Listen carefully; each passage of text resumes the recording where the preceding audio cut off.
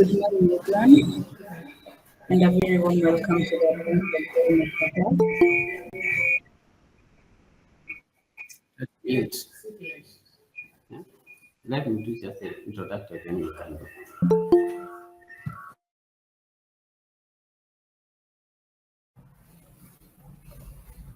Good morning, everyone, and a very warm welcome to the Advanced Excel Masterclass, proudly hosted by Doc and Data. My name is Samantha, and I'll be serving as your admin and moderator throughout this training. I'm thrilled to have you all here today. Whether you're joining us from work or from home, we appreciate you taking the time to invest in yourself and your Excel skills. This masterclass is designed to take your Excel knowledge to the next level. Whether you use Excel for accounting, reporting, data analysis, finance, or project management, this session is built to give you practical skills that you can apply immediately in your work. The session today will be interactive, hands-on, and instructor-led. We'll not only be explaining concept, but also practicing them live. So be ready to follow along and test things on your own Excel sheet. Before we begin, make sure you have the following. You have a stable internet connection, you're using a laptop or desktop with Excel installed, and if available, have a second screen so that you'll be able to practice what you're doing. If you encounter any issues during the sessions, whether it's audio or whatever challenges you'll have, you can just drop your concern in the chat or call our support number that is pinned in the comments.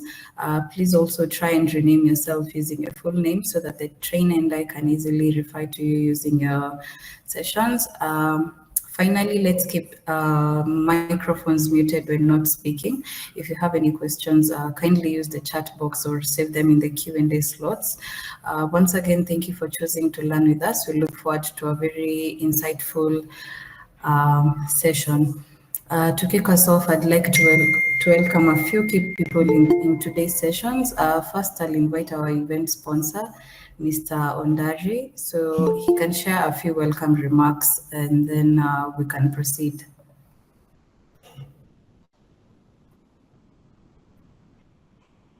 Okay, thank you very much for accepting first to train our team, and we appreciate for your engagement. We believe you are going to learn much from the training. Together with us, we have students, our students on industrial attachment, together with our colleagues in the Department of Economic Planning. We thought this training would be essential for us and also for them, so that we can enhance our understanding and capacity in different aspects, which can also contribute towards improvement of our development, at the same time the productivity in our respective sectors. So in our department, we have about 10 officers from different areas who support the county planning in different sectors. In addition to that, we have a student group on industrial attachment, which is about 78 in number. I believe not all of them will be able to log in because others might be using joint gadgets, but I believe they should be able to benefit from the material that you are going to share. I believe you are going to share for our training, as we agreed yesterday, so that you package it in the best way you can. You can ensure at least where there are areas where they need clarity, you can do it the best we can. We also have one concern, which I thought we can raise. My colleagues are suggesting, if possible, then we can have a discussion around the possibility of them getting a certificate of training. Then we can discuss the modalities around the same. Otherwise, thank you very much, and we appreciate for you to accept to train our team. Otherwise, karibu sana. Okay, thank you for those opening words and for the continued support toward learning and professional growth, not only for you and your colleagues, but also for your trainees. Next, it's my pleasure to introduce our lead trainer, Mr. Simon, who is not just an expert in Excel, He comes with years of hands-on experience in data analysis, financial modeling, reporting automation, and corporate training. He has worked with professionals across industries, and he has a deep understanding of how Excel can transform daily work routines. You're in excellent hands today. Simon, just a brief introduction from your side.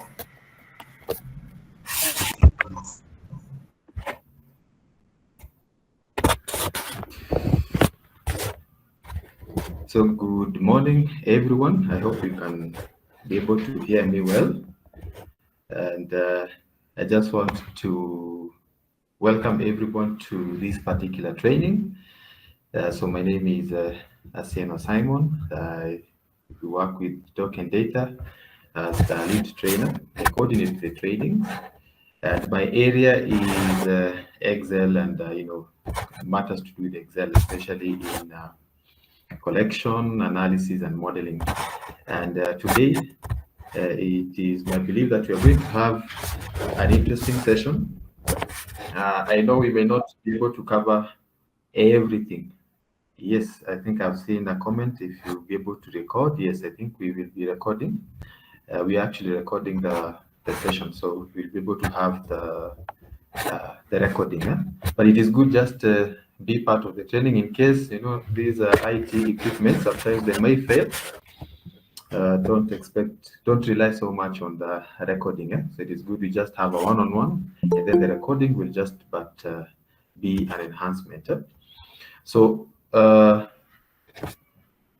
we have a lot that we need to do today in this short time. I do not want to go into much detail of what I do, but as you've been told, my area is in modeling, Excel, using tools like Power BI, basically data. Okay, and I do work with admin and the different professions.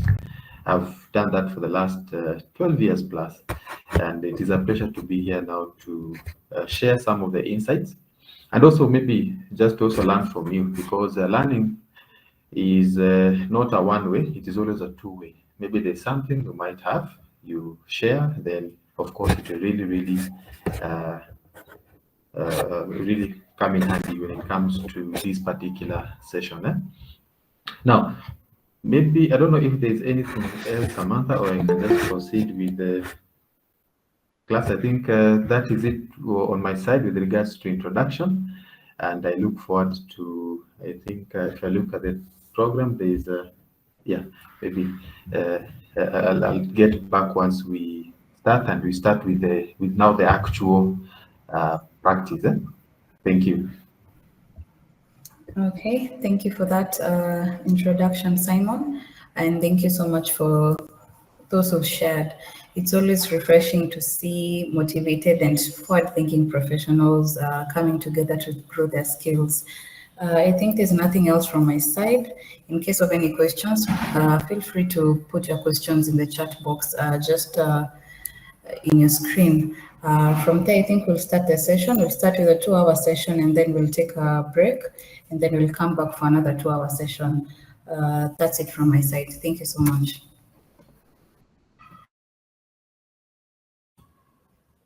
Okay, so I think we can now start today's session.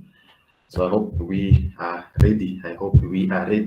Now, first thing first, let me just share the screen. Okay, yes. So if you look at your screen, you can see we have, I normally like to start my sessions with these picture or image.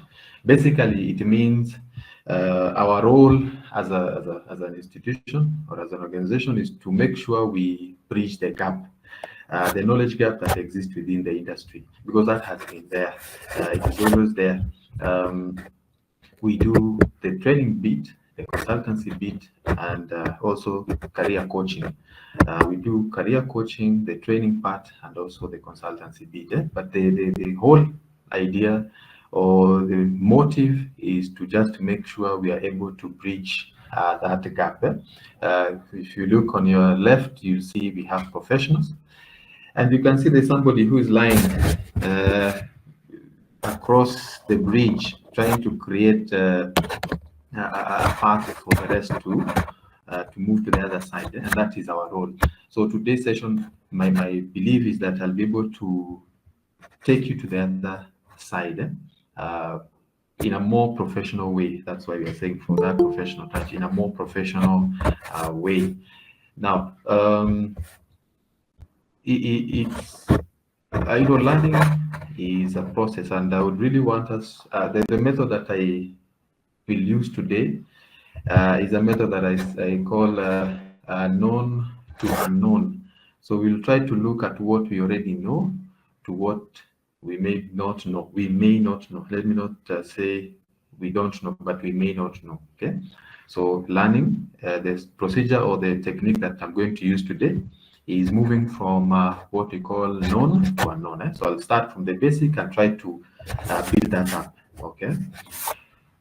Just to ensure that we are able to get to the other side. So what to expect today in terms of terminologies? We're going to talk about functions and formulas. That is very key. When I was coming up with this content, I said I have to make sure that I have the functions and formulas. And I'm going to make it maybe the last session. I had put it as the second last session. Yes, actually after lunch break, once we've done some practice, then we will get into functions and formulas. We see the difference. What are functions? What are formulas? What are logic operators? Special characters that we can be able to use when it comes to working with formulas or functions, arguments when it comes to functions, and of course reports. And of course creating reports, because creating reports is important. Okay, once we extract data or once we analyze the data, we need to know how to create reports. So what I'll do, I will start by just making sure that our minds have done some warm-up a bit, and then now we start scaling up.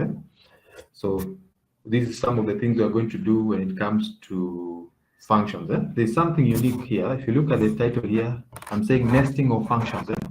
Nesting of function. Nesting of function is combining one or more functions so that a certain desired outcome can be achieved. So today I'm going to just to give you an overview of what this is all about when it comes to functions and formulas. And then something else interesting is a tool that I came across when I was handling some data management, data migration somewhere. Is the use of the advanced filter command. It is a tool that people use, especially when it comes to extracting reports. But there are some things people do not exploit, which are extremely important. So today I'm going to make sure we do that. We'll see how to set the advanced filter command for extraction, how to define the criteria that are there. So we look at something like extraction of reports in the same worksheet, and then extraction of reports in different worksheets or workbooks. So we are going to see how to set this advanced filter command and how to use it if it is extracting reports in the same worksheet or in different worksheet or workbook. Okay, worksheets or workbook. I know people confuse the two. You'll hear people calling worksheets workbook. Workbook is the file. Worksheets, these are the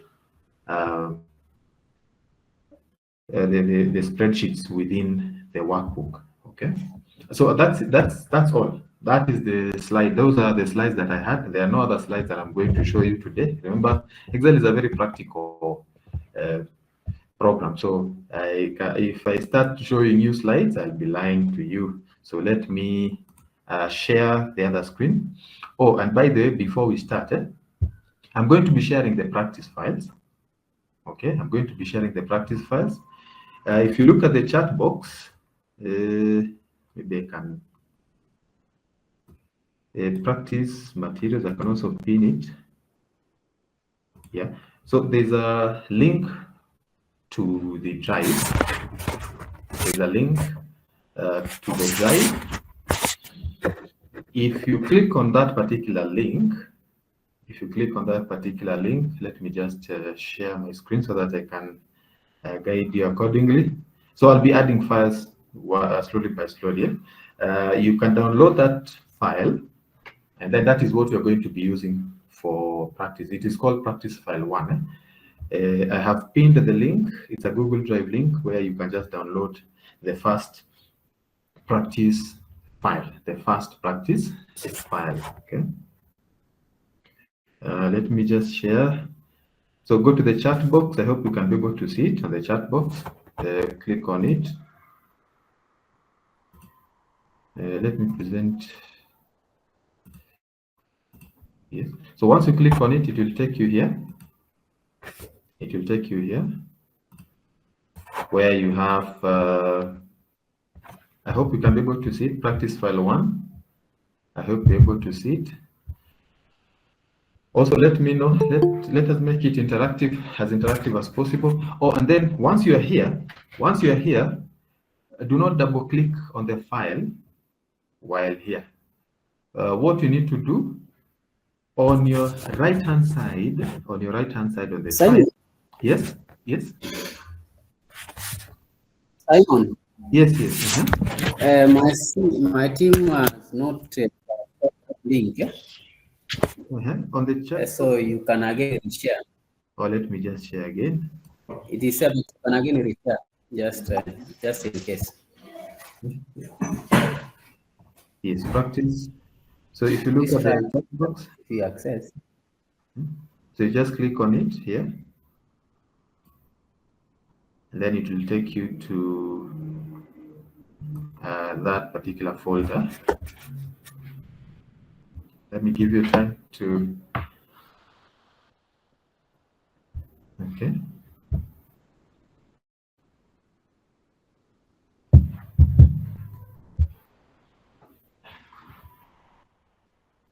And then, so I hope now you've been able to see the file, practice file 1. I'm going to be adding practice files as we move forward.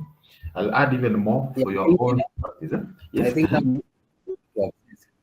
you have access. Okay, good. You can proceed now, I think.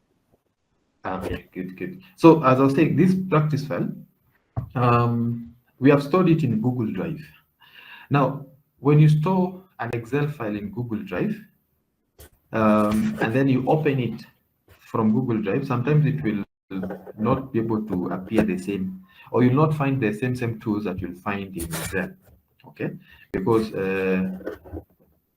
Google Sheets work differently as compared to Excel worksheets. They work a bit different. So that's what I was saying. Do not double click on it here for it to open. Download it, then open it once you have downloaded it. So to download it, here we have some 3 buttons here. Just click there, and then you'll see the download option. So anytime I add new files, you just download, store it somewhere, and then use it from there, okay? Or open it once you have downloaded it.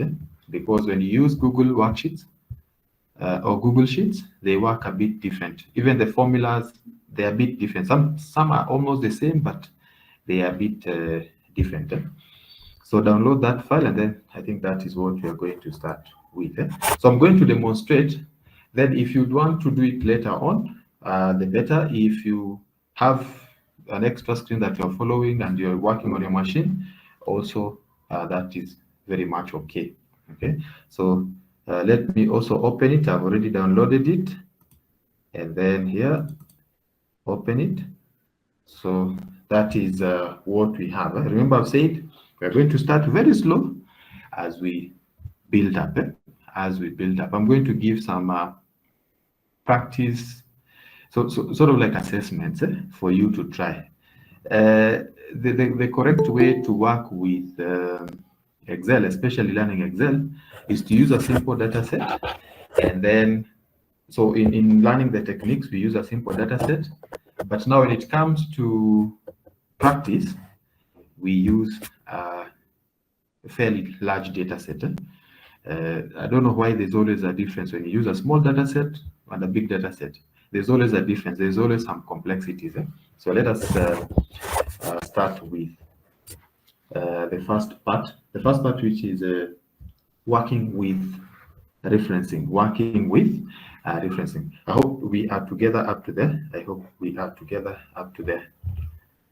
Are we together up to there? You can use the chat box just to show me that we are together. At least it will help me also to, once I've displayed my screen, I may not be able to see. So I hope we are together up to there. So I want to start with, let me just show my screen. Good. So I want to start with something interesting that will really help you when it comes to working with large data sets. Allow me to switch off my video so that those who are streaming, in case they have bandwidth issues, at least the streaming can be possible. Good. So referencing technique. Referencing. If you look at our content for today, the first thing is working with referencing. Now, when you are working with Excel, when you're working with Excel worksheets, okay, or you are doing some actions, any action that you take in Excel, that action can be replicated, okay, or that action can be copied. For example, if I type here January, like that, that is an action that I have just taken. I have typed January, okay? I can duplicate or I can replicate the action that I have just taken in cell B11, okay? I can replicate the action that I have taken in cell B11. How do I do that? This one is normally very easy. You just put your cursor, you click on that particular cell. Simon, Yes. I'm afraid your screen is not moving. It is where it was. Maybe you can check. Oh, okay. Let me just see. Just a minute. On our end, that is. On your end, it is not moving. Okay, just a minute.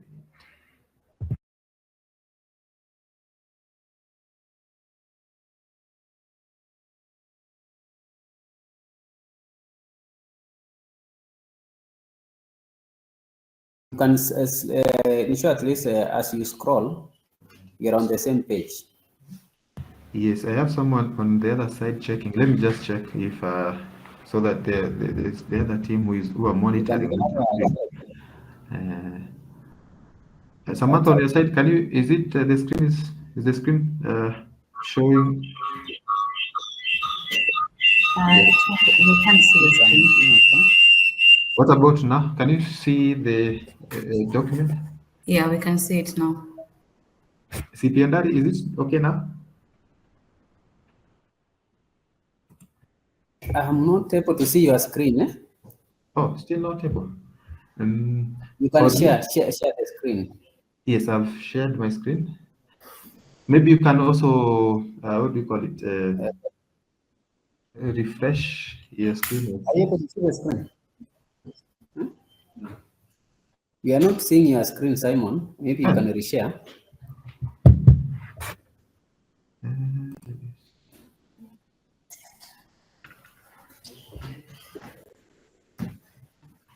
You can stop sharing, then you reshare again. Faustin on my side, I'm able to see. Okay. Oh, there are those who are able to see. Steve, you're able to see. Sammy. Okay. Maybe what you can do, you can also refresh. Maybe you can refresh your browser.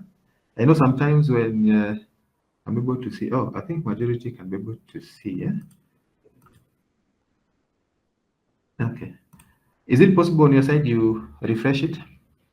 You just reload the, what do you call it? The browser. And I think that should be it. Or you log in and then you log out. Okay. And let me share once again.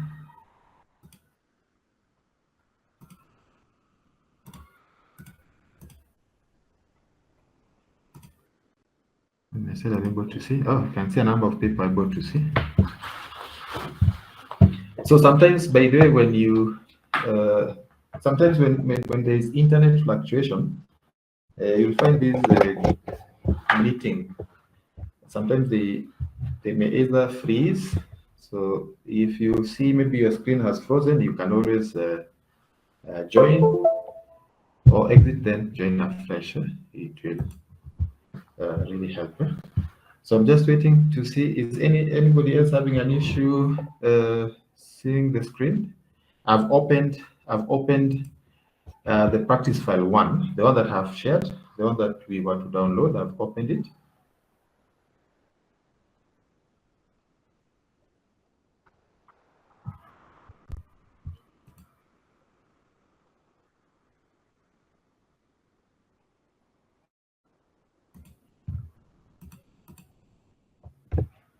Depending on your It's side, displaying, Simon. Eh? it is displaying now. Eh? Yeah, now it's displaying. Eh? Okay. Yes, you can proceed. Okay, good. So now, as I was talking about what we call referencing, it is one of the most important tool, okay, or techniques when it comes to Excel. And I was talking about when you type information in a worksheet, when you key in information in a worksheet. So for example, here, I've clicked on cell B10, okay? I've clicked on cell B10. I can type information. I can type here the word January, and then I tap on enter, okay? By the way, that is, I know there are so many things I need to say, but always when you key in information in any cell, or it is a formula that you have typed, I know people normally, you click somewhere on the outside, and then it will accept. When you type January. Simon, we are on the screen. Eh? Yes? You're Simon? there? Yes? We are on the screen which has the data set, which has John, Jane, and James and Jenny, but you are not seeing Yes. where you are on the. Oh, you're not seeing yes. January. Like right now, I've I typed don't know January. You're not seeing that one? Oh, I've January, typed no. January right now. Oh, you're not seeing that one, eh? Or is anybody is able to see? The other, on this side, Samantha, are you able to see where you are?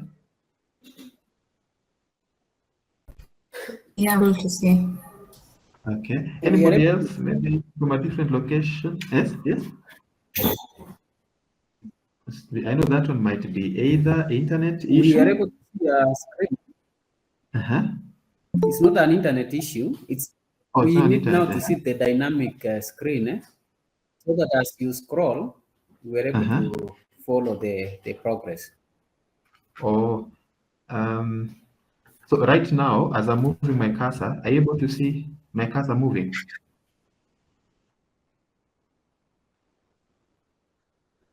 I'm moving my cursor right now.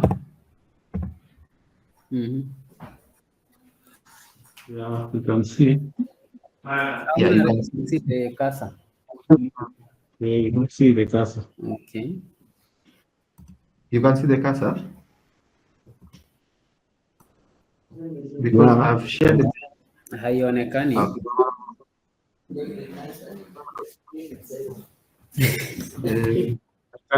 I can see it. Alex, you can see now. I've stopped presenting. Oh, there are people who can see. Okay. I can see the cursor. I can see. Oh, okay. Okay, let me present again. Just present again so that we see. Okay, let me share. So I've opened these practice file one that I have shared. So let me now share it. Let me share my entire screen.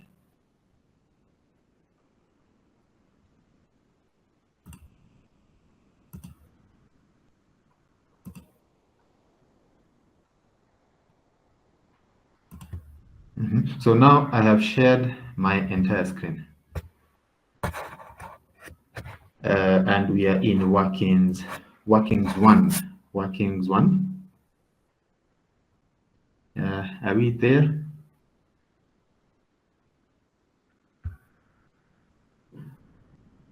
Yeah, I can see. Okay. Oh, we are. We are in different places, or we are in the same place? We are in different rooms, sir. We are in different rooms.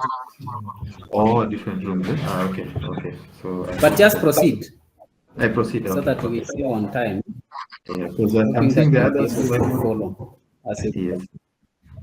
Okay. So as I was saying, there's a technique or there's something that is very common, which is referencing. Okay.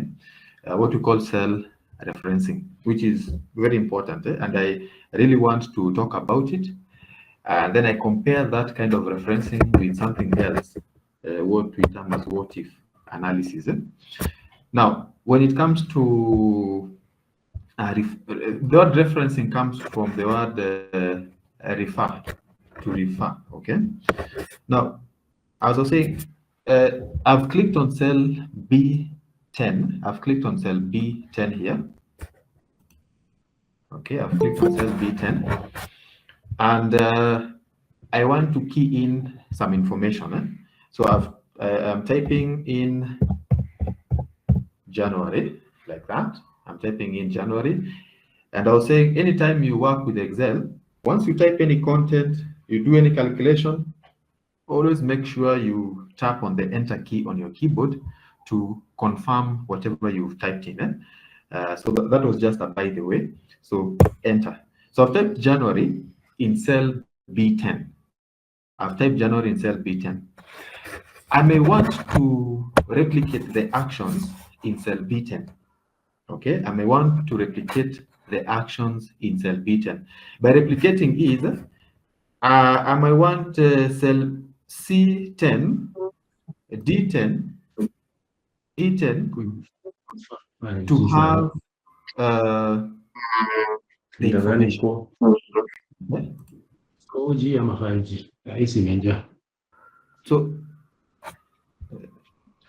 So if I want to replicate, some people call it to drag, others call it to copy, but I'm going to tell you the correct terminology. So if I want to copy whatever I've done here, the action that I've taken in B10, I put my cursor here, the corner, bottom corner. Okay, this will change into a dark cross. We hold on to the left mouse key and then we drag it. So this is a very common technique. You replicate the action. So whatever action I've done here, I've typed January, and then I have copied the actions towards the right-hand side. So it will give us January, February, March, April, like that. Or you can also copy downwards. Okay, you can also copy downwards. Now, the action of copying, and it is not only just months. I think this is something maybe you've done it several times. It can also be a formula, which we are going to see. It can also be a formula that you type somewhere and then you copy it downwards or sideways. That action of copying, the calculations or the actions that have been done in a given formula, we term it as autofill. We call it autofill. Okay, we call it autofill. So when you copy down actions that you have taken in a given cell, you copy in other cells, we call it to autofill. Okay, and actually, I know we are used to putting the dark cross and then you move towards the side. You see, I can copy. I've typed autofill. I can copy it. Instead of using the dark cross like this, the correct way of doing it is by using the autofill command. Okay, by using the autofill command. The autofill command is important, especially when you're dealing with large data sets. So when you're dealing with large data sets, you cannot use this plus sign and then you drag. No. That one may not be able to work very well when it comes to working with large data sets.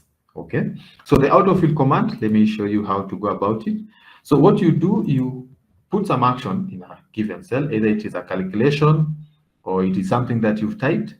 Then you select that cell together with the cells that you want to replicate the action. Okay, so I've typed autofill in B11, then I've selected that cell together with the other cells that are empty that I want the action to be replicated. Then I go to Home tab. Sorry, I hope you know these are Home tab, Insert tab, Draw, Page Layout, Data tab.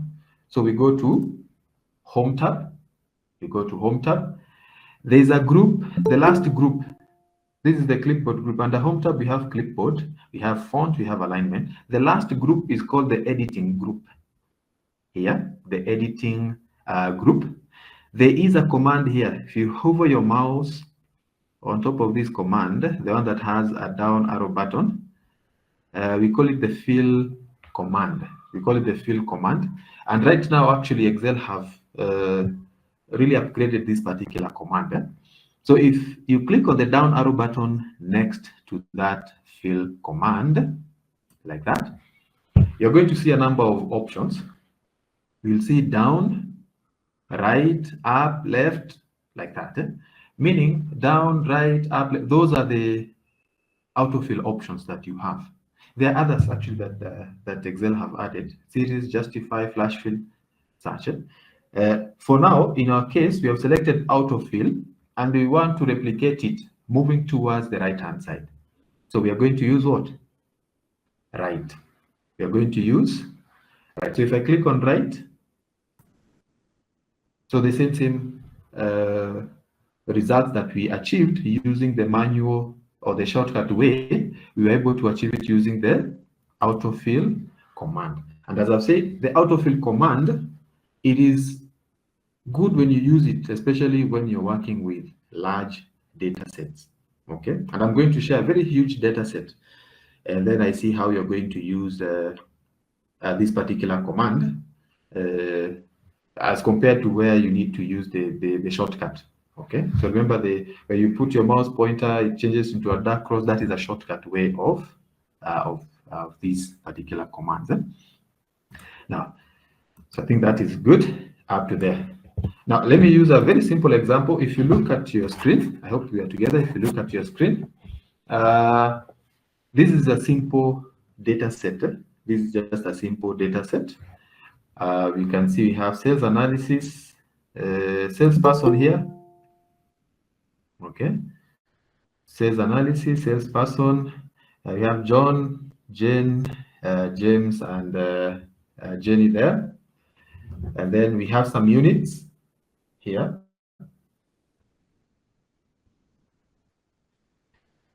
Some units. So John made 10 sales, Jen made 20, like that.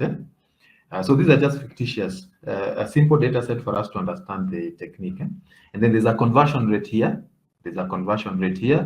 And then we have total units. Okay. So we are told John made some sales or was able to achieve 10 units, but we need to convert those units by a conversion rate here. Okay. So that we can get the actual number of units. Okay. Now, for us to do that, I mean, that will be very simple. If the units are 10 and the conversion is 1.5, I would simply just put a formula here. Okay, I'll simply put a formula here. I would say equals. Then I will refer to cell B5 multiplied by, again, refer to cell C5. Let me repeat. I've said equals, refer to cell B5 multiplied by, refer to cell C5. Okay, I've not said equals to 10 times 1.5. No, I've said equals to B5, meaning I've referred to cell B5 multiplied by C5, meaning I have referred to cell C5. Whatever is in B5 multiplied by whatever is in C5. Okay. Again, what you do, you tap on enter key to accept it. Now, if I've multiplied 10 by 1.5 and now have 15, what do I need to do? For me to get for Jane, James, and Jenny, what do I need to do? I autofill. I do what? I autofill. Okay. How do I do that? I think we've seen some two ways. One is using the command, and the other one is using the shortcut. So one of the ways is to click on the computation, then you put your cursor there, hold on to left mouse button, and then you drag. That is one of the ways. The other way is to put your mouse pointer again here, and then you double click, and then it will also give you the same result. But the correct way is to select the answer together with replicate the computation. Then you go to Home tab, Editing Group. There's a command here, and then we are going to choose which option? Down. Fill down. We are going to say fill down. So if I click, it will give me the rest of the answer. Okay. So either way, provided you are able to use the autofill technique, either the shortcut way of using the command. Now let us investigate what has happened. Let us investigate what has happened. I'm going to fix these particular cells so that we can investigate what is happening. Like that. Now, if you look at when we are autofilling, we were just copying whatever we had done here, B5 times C5, and we copied downwards, or we autofilled downwards. And as we were autofilling, you can see the next result is from B5 to C5, it moved to B6 to C6. So we started with this cell and this cell. Okay, we were referring to B5 and C5, but when we autofilled downwards, the referencing changed. It now moved to B6 and C6. As we continue to autofill downwards, the referencing changed to B7 and C7. And subsequently, at the end, the referencing changed to B8 and C8. In conclusion, when you autofill, there's a referencing that takes place. Okay? And when the referencing is simultaneous, meaning you change from one group of cell to another group of cell like that, that kind of referencing, we call it relative referencing. We call it relative referencing. Relative referencing. Okay? So when we are referring to this cell, that kind of referencing keeps on changing as we autofill downwards. That kind of referencing, we call it what? Relative referencing. Okay?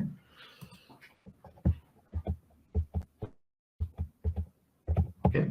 So I hope that one is clear. Relative referencing. So relative referencing has been applied here, or has taken place when we autofilled the 15 going downwards.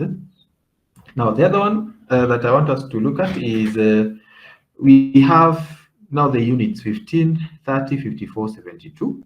And now we can see the prices or the expected prices here. Nakuru, 100. Here it's 120. Kisumu, 140. Mombasa, 160. So these are expected prices. So if John made 15 units, then what would be the total amount maybe received by John? if you were to use a formula, we would say equals 15 multiplied by the 100. And then, so now I want to know how much would we expect from Nakuru, from John, if the price was 100. So basically, we'll do D5 multiplied by E4. Okay, and then I'll tap on enter. 1500. Then what do I need to do? Maybe I can get to hear this from the audience. What should I need to do next? What do I do next?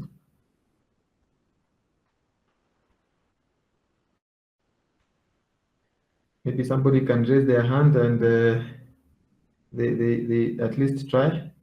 What do we need to do?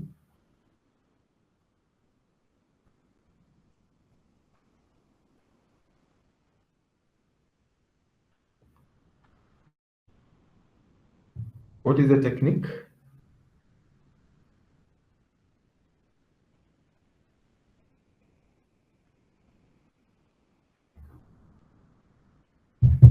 Let me see. So you can raise up your hand. What do we do? What technique do we use?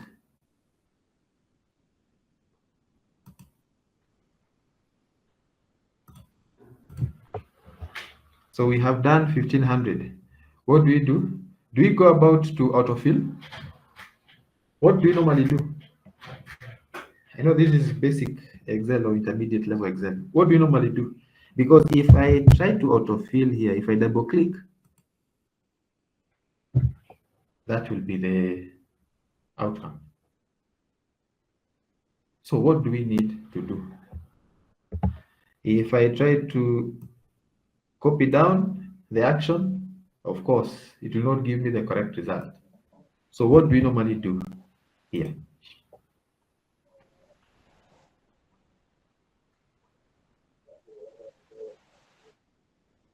Yes, somebody?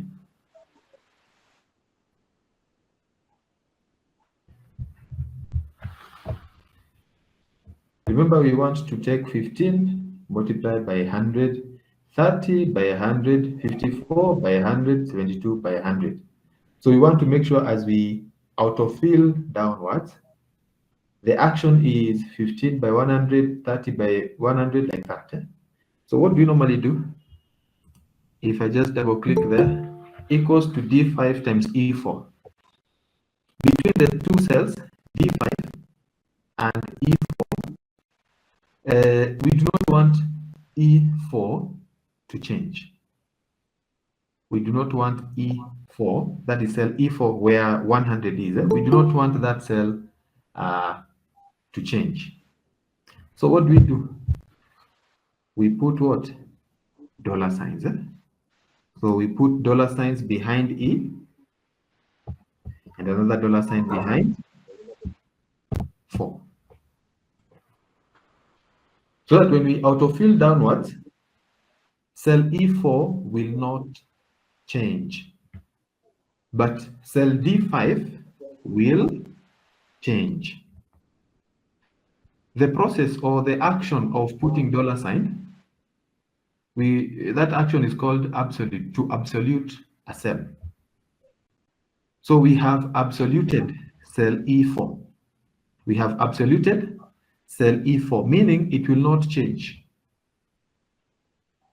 The wrong terminology that I hear people saying is you lock that cell. That term is a very different term when it comes to Excel. Locking cells in Excel is something totally different.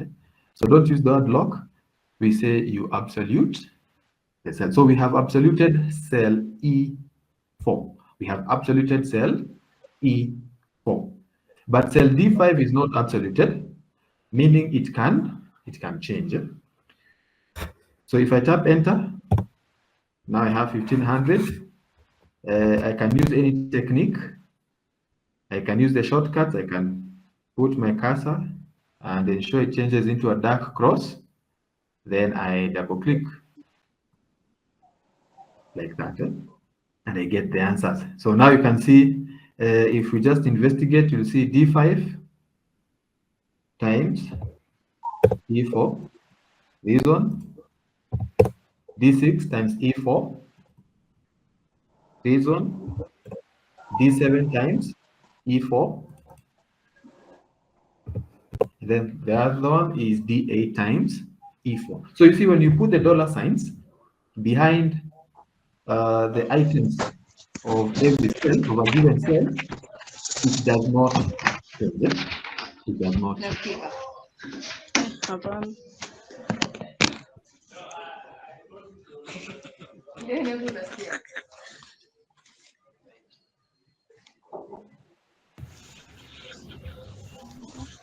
It does not change.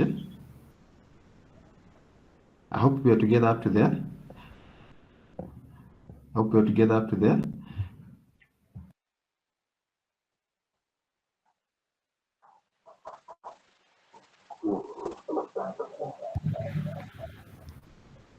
So you see now, when you see the first type of referencing, we said it was relative, because D5, maybe one cell was changing and the other cell was changing.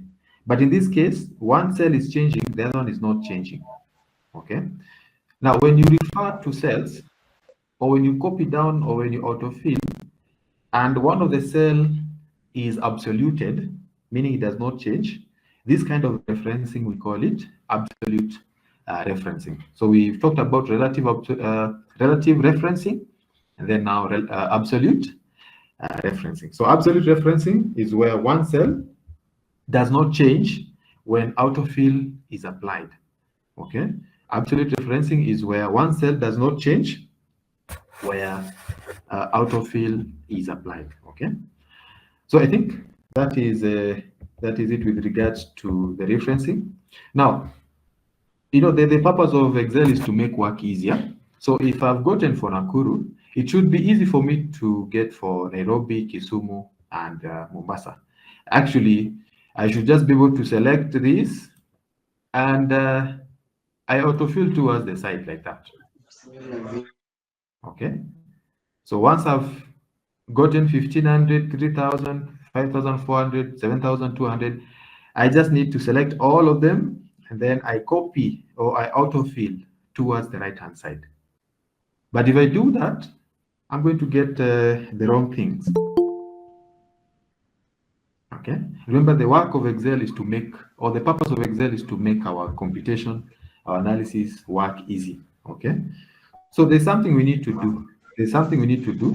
And the reason why you're seeing this error is because E4, cell E4 does not change. So even when you copy towards the right-hand side, that E4 continues not to change.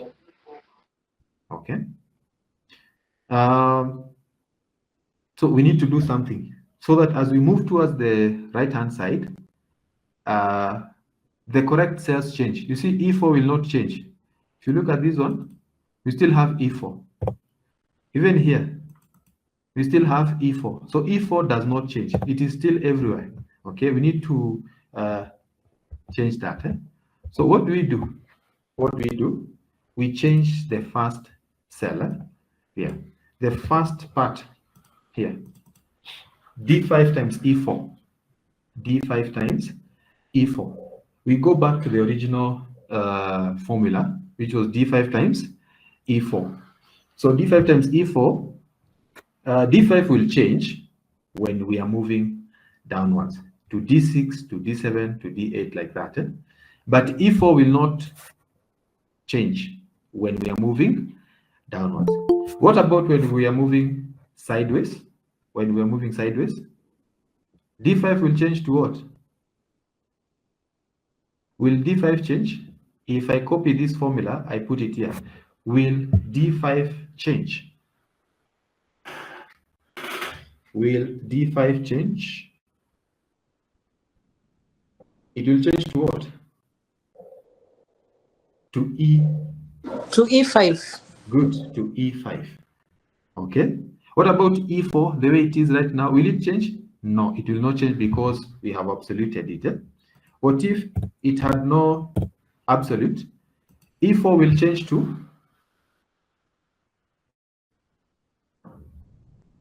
And thank you for answering the question, by the way. What will it change to? E4 will change to if we move, let me start with moving downwards. If we move downwards, E4 will change to, if we copy down, if we autofill downwards, the second outcome here, it will be what? D6 times, will it be E4? It will be E5. Okay, it will move to E5. If we autofill towards the right hand side, D5, as we've had, it will change to E5 here. Then E4 will change to, as we move towards this side, we'll change to F4. Yes, we'll change to F4. And you see now, they will keep on changing in ways that is not what we need to achieve. Now, I've shown you how to absolute a cell. And you see a cell is made up of column and rows. E4, when you say cell E4, it means column E, row 4. Okay? When you say cell E4, it means column E, row number 4. We can actually partially absolute a cell. For instance, if I put a $sign here, it means I have absoluted row number 4, but column E is free to move. Column E is free to move. I have absoluted column, row number 4, but column E is free to move. Meaning, if I go downwards or sideways, 4 will not change, but E may go downwards. Yes, sorry. So if I go downwards, if I copy downwards, E4 will not change because we are in column E. It will be E4, E4, E4. But when we move towards the right-hand side, E will change to F, G, H, like that. E will change. We have not absoluted it. So it will change from F to G to H. But 4 will not change because we have absoluted it. Are you together? What about D5? D5? In this case, if you look at here, we have D5, this is D6, D7, D8. So we want, as we move downwards, we want 5 to change to 6, to 7, to 8, like that. D5, D6, D8. So we want 5 to change. We don't want it not to change. So we leave it. And then we absolute column D. Remember, cell D5 is made up of column D and row number 5. So as we move downwards, 5 will change to 6, to 7, to 8, like that. But column D, as we move downwards, it will be fixed. Even as we move towards the right-hand side, or as we copy or autofill towards the right-hand side, D column will not change.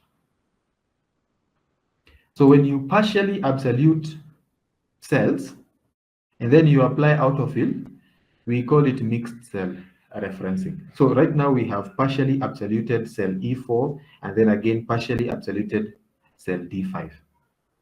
Okay, so if I tap enter,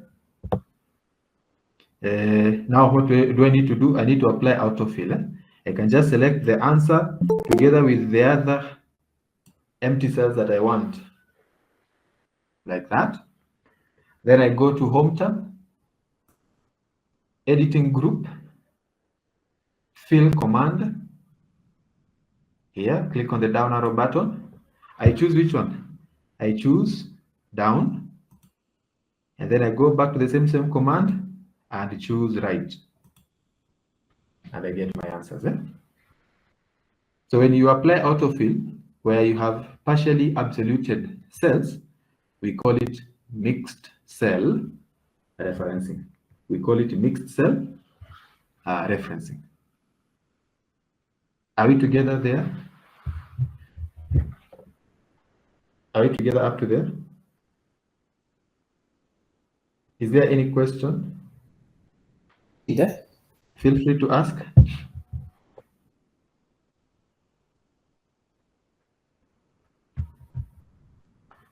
Have that opportunity to ask. If there is an area where you need clarification, I'm very sure Simon will be able to do that. Do we have Yes. any? Any? So actually, our area of interest is. Okay, we can proceed. We can proceed. Actually, my area of interest is mixed cell referencing, because that is now what is really much applied. Even the others, it is easy, you will find it somewhere. But when it comes to the advanced techniques, mixed cell referencing is what comes in handy. Okay. Now, I hope we have understood mixed cell referencing, and maybe I can just give a tip. This was our first calculation. Equals D5 equals D5 times E4. Normally, especially when I'm nesting functions, we're going to do nesting functions. When you nest functions, and sometimes you have so many functions within one formula, you may not even be able to know, do I absolute D? Is it 5? Sometimes it becomes very difficult to know what is what. So this is my go-to tip. If you look at cell D5, it represents all the cells in column D, because this is D5, D6, D7, D8. So for me to just make sure that I get it corrected, the cell that represents items in the column, I put a $sign on the column. Because D is the column, I put the $sign there. And then 100, 120, 140, 160, here, E4, this is row number 4. This is row number 4 because this is E4, F4, G4, H4. I put $sign on 4. So the cell that represents items across the row, I put the $sign on the row. The cell that represents items along the column, I put $sign on the column item, like that. So it's a simple way just to try and remember what you've done. Good. Now, mixed cell referencing is actually a popular tool. People use mixed cell referencing very much often, but there's the other techniques alternative to mixed cell referencing, which I would want us to look at, and that is now in workings number 2. Workings number 2. Let me go to workings number 2 here. Okay. Workings number 2. Now there's something we call the what if analysis. What if analysis. So the what if analysis is a forecasting tool. Okay. Let me take you back to workings 1. This process here, this entire process where you have units, we have pricing, this can be used for the purposes of forecasting, or basically looking at different alternative outcomes. Okay, so the same can be achieved using what we call what if analysis. What if analysis. Now the what if analysis is a command. If you go to data tab here, data tab,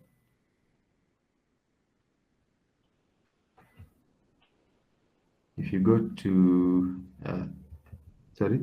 data, the tab data, then you go to data tools here. There are a number of commands. The command, not data tools, forecast group. Data tab, forecast group. The command is here. What if analysis. What if analysis. If you're using 365, sometimes you might not see it. Maybe you'll see it as you'll see it, and then when you click on the down arrow button, you'll see solver. Okay. Actually, desktop and online Excel, sometimes they have some slight differences, just slight, and that's why you'll find Office 365 being connected to the Office desktop. So anyway, so the what if analysis here, it has 3 commands. If you click on the down arrow button, you'll see it has 3 commands. We have the scenario manager, we have the goal seek, and then we have the data table. Okay, then we have the data table. Now, I just want to skip the first 2 and focus on data tables, because it is now what is alternative to mixed cell referencing. Okay, so I want us to look at how do we use data tables for the purposes of forecasting, or maybe looking at different alternatives. Okay, good. Now, one requirement of the what if analysis, either of the tools, whether it is a scenario manager or goal seek or data table, one of the requirements is there has to be a formula in advance. Okay, there has to be a formula. Okay, now in my case here, I'm going to use a very simple formula. So you can see a what if analysis alternative to mixed referencing data tables. So I'm going to use the simple interest formula. This is just mathematics of finance, where we talk of simple interest.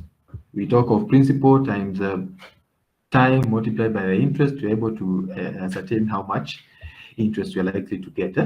So, and you can see here, I already have my calculation. I have interest 5%, principal 10,000, and then the time is 1 year. So if I was to calculate, I'll say equals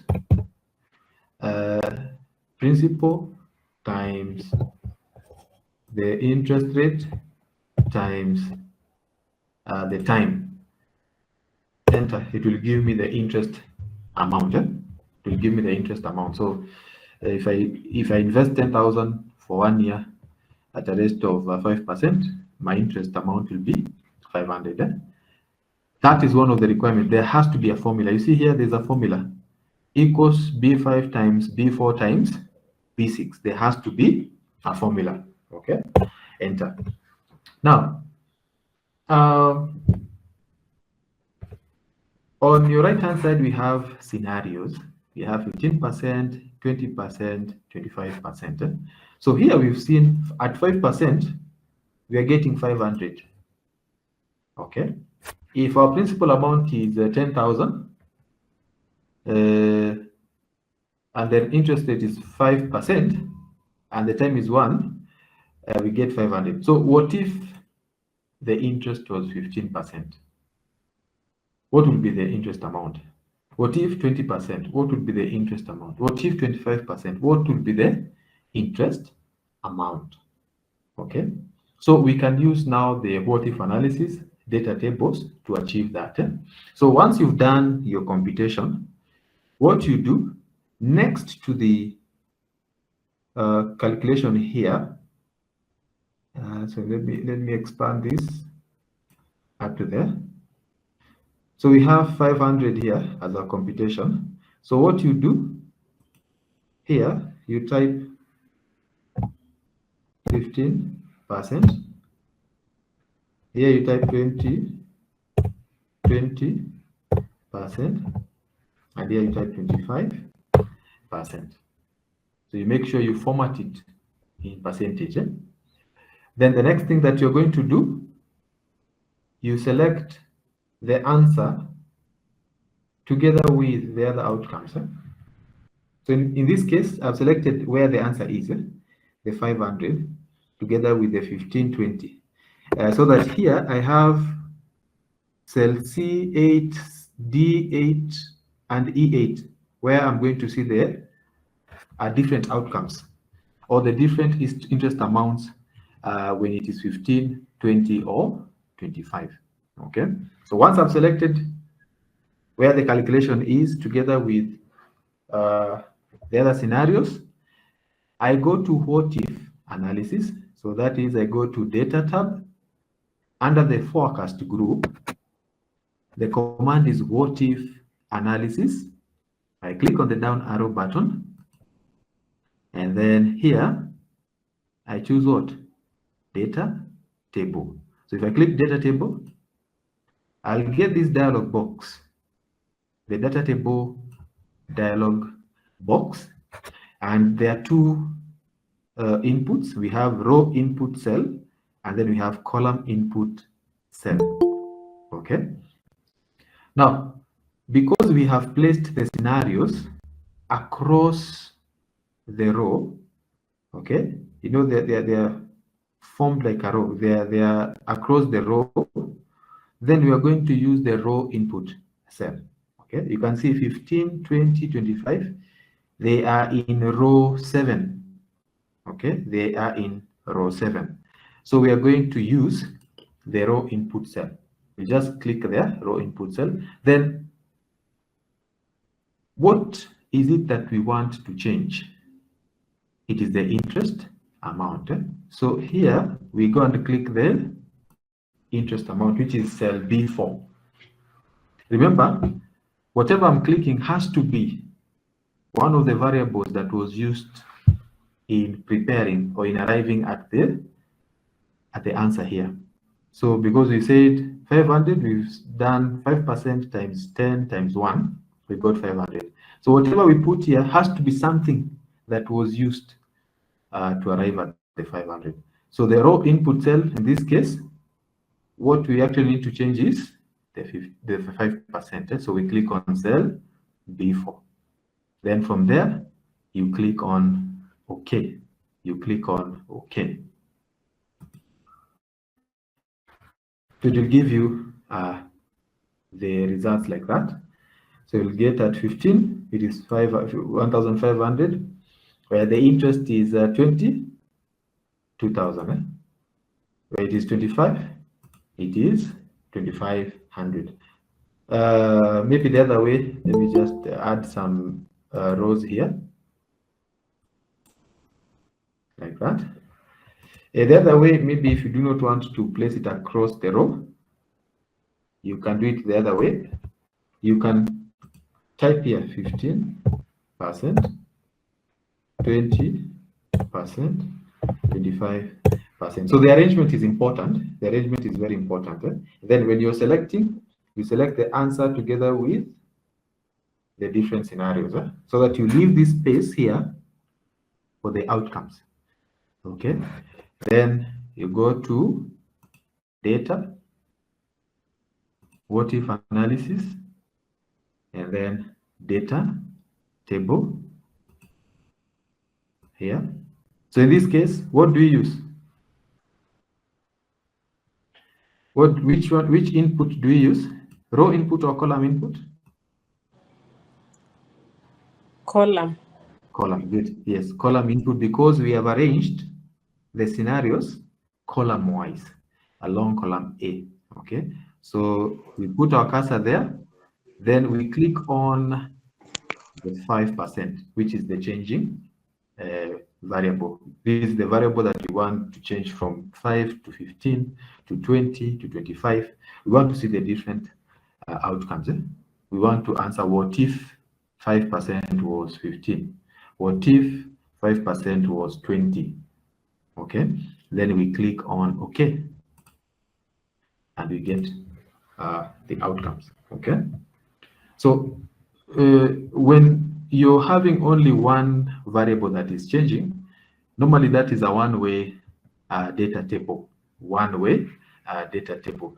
I would want us to look at a scenario. Oh, sorry. I would want us to look at a scenario where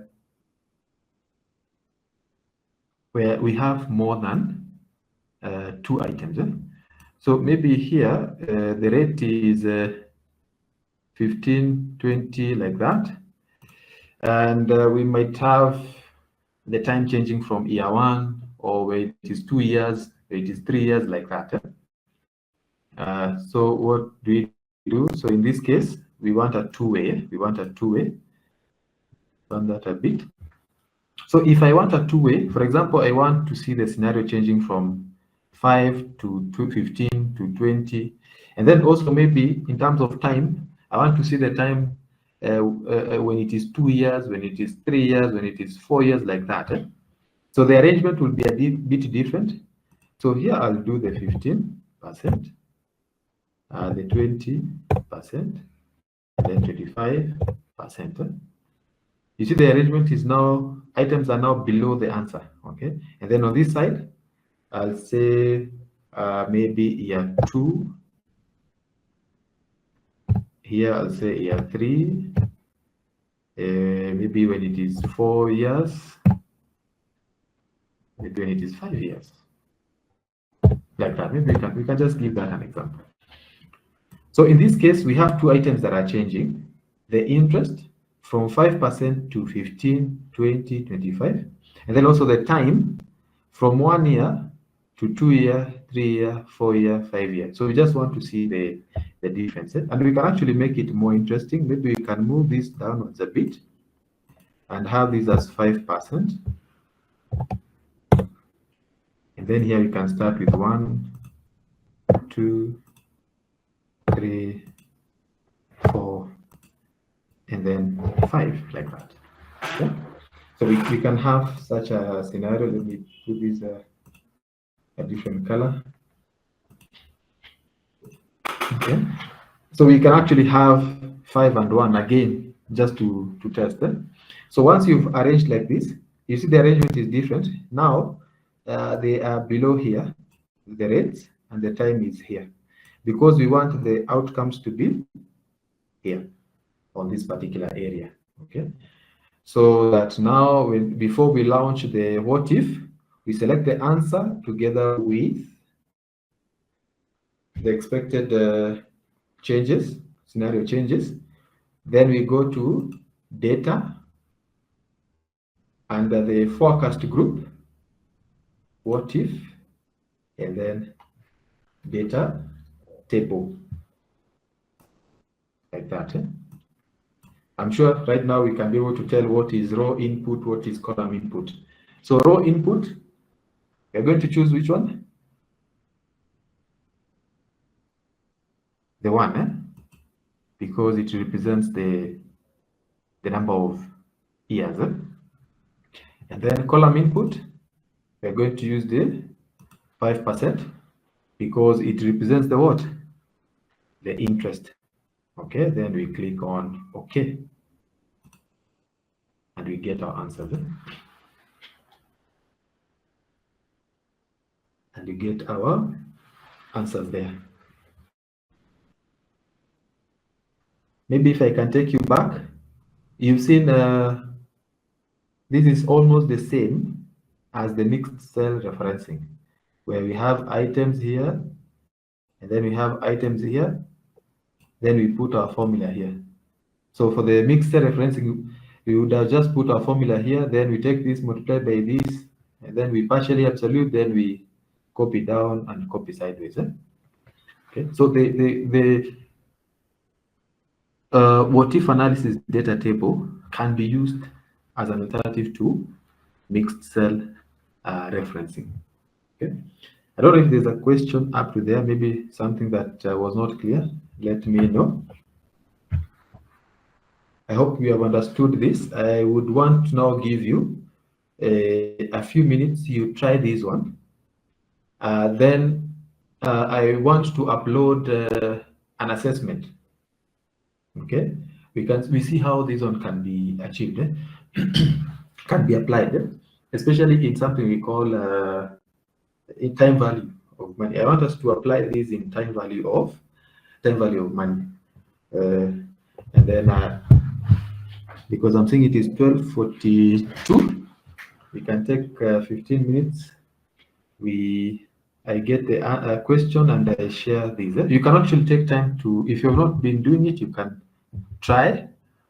You can try, and then you also try the assessment. So I'm going to upload the assessment in a few minutes online, or on that particular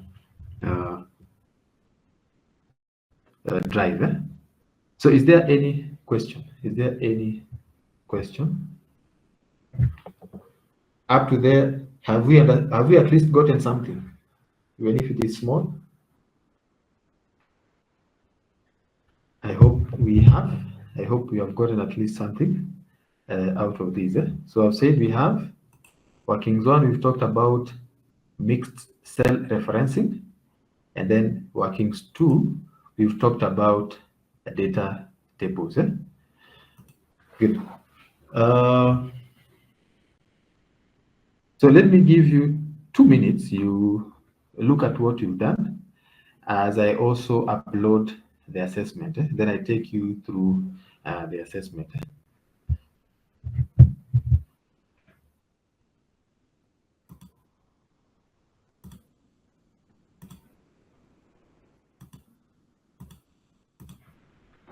So allow me to upload the assessment in just 1 minute. And if there's any question, you can let me know. You can use the chat box. I can see that. Okay, I can see, Michael, you said we redo the mixed cell referencing. Oh, that was sometimes back. Okay, what we'll do, because in the next 15 minutes, I want us to apply it somewhere else. So I believe we are going to do it again to reinforce what you just learned. So just 1 minute. In the meantime, you can, if you have any question, let me know.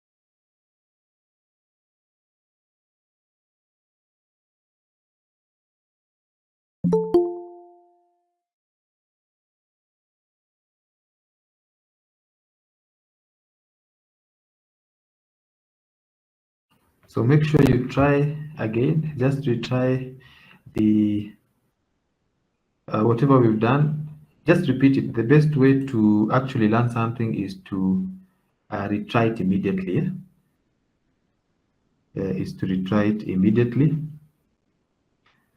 Let me just share this so that I can upload it. Let me share now the assessment. 1 minute.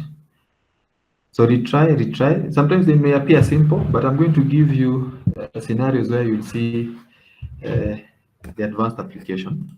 So I'm just trying to upload the simple one so that we can.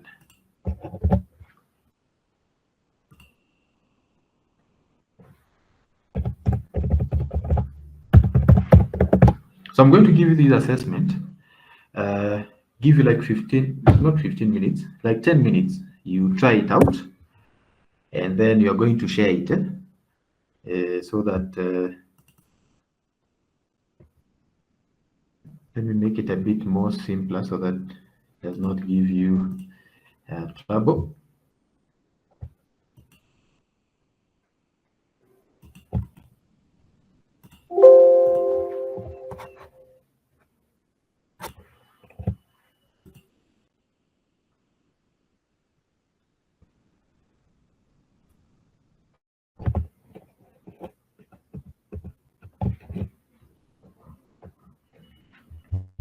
Okay, good. I think,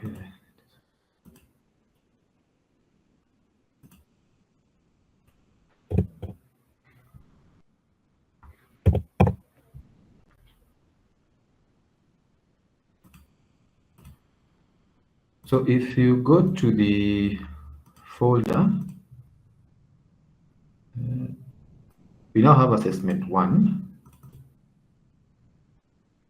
You can also download that.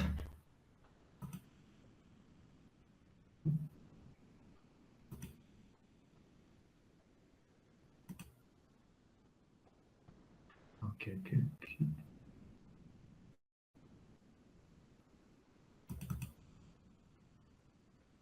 Have you been able to see the assessment? Assessment 1. So I want you to do that one. I want you to look at it. There are some instructions there. Let me display it so that at least I can guide you on what you need to do.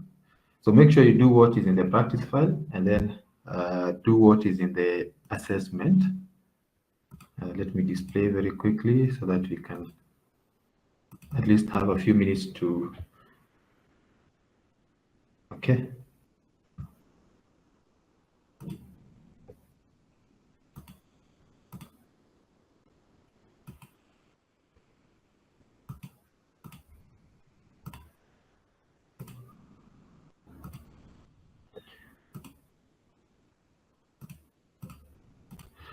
Okay, so if you look at your screen, if you have downloaded, you have now assessment 1. So I've opened it. You can just go to the link, and then you download it. You download assessment 1. You download assessment 1. So download it, save it somewhere. Maybe you have a practice file folder. In that folder, put all the documents there. Then open that assessment 1, and it will have something like this, where we have the instructions. We have the instructions. So it is saying use mixed cell referencing and data tables to complete products for relating cells in practice 1. And then number 2, use mixed cell referencing and data tables to complete future value for relating cells in practice 2. Okay. I don't know if there's a question that has been asked. Let me just see. It is here. It is here on the link. On the link, Joseph. It is here on the link. The same link. Oh, I resent the link again. Let me look for it.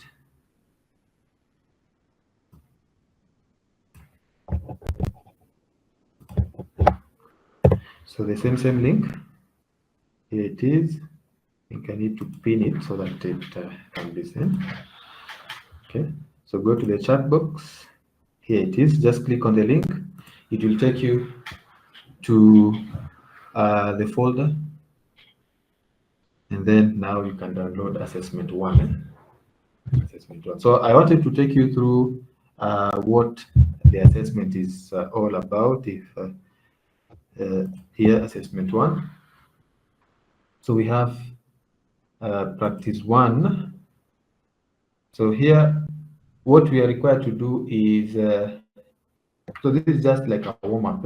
Just calculate so that you can see 1 times 1, 1 times 2, 1 times 3, 1 times, so like that. So that at the end here we get 100, 10 times 10. Okay. So using autofill, and then here you use data tables to achieve the same results as in here.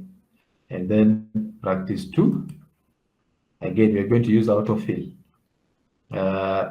This one we're going to be using the future value. So there's the future value, the FV formula. The FV formula. My expectation is that at least you know how to use the formula. Equals FV.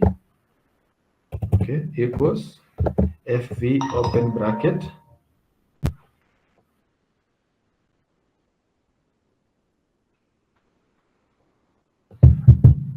Are you able to download the file? Let me see. I hope it is downloadable.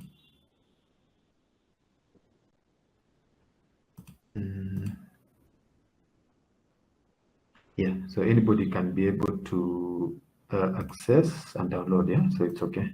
So you can be able to download that file.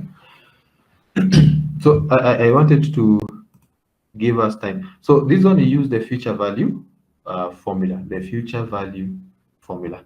Okay, so you can do that one, you can do that one, and then I give you how many minutes?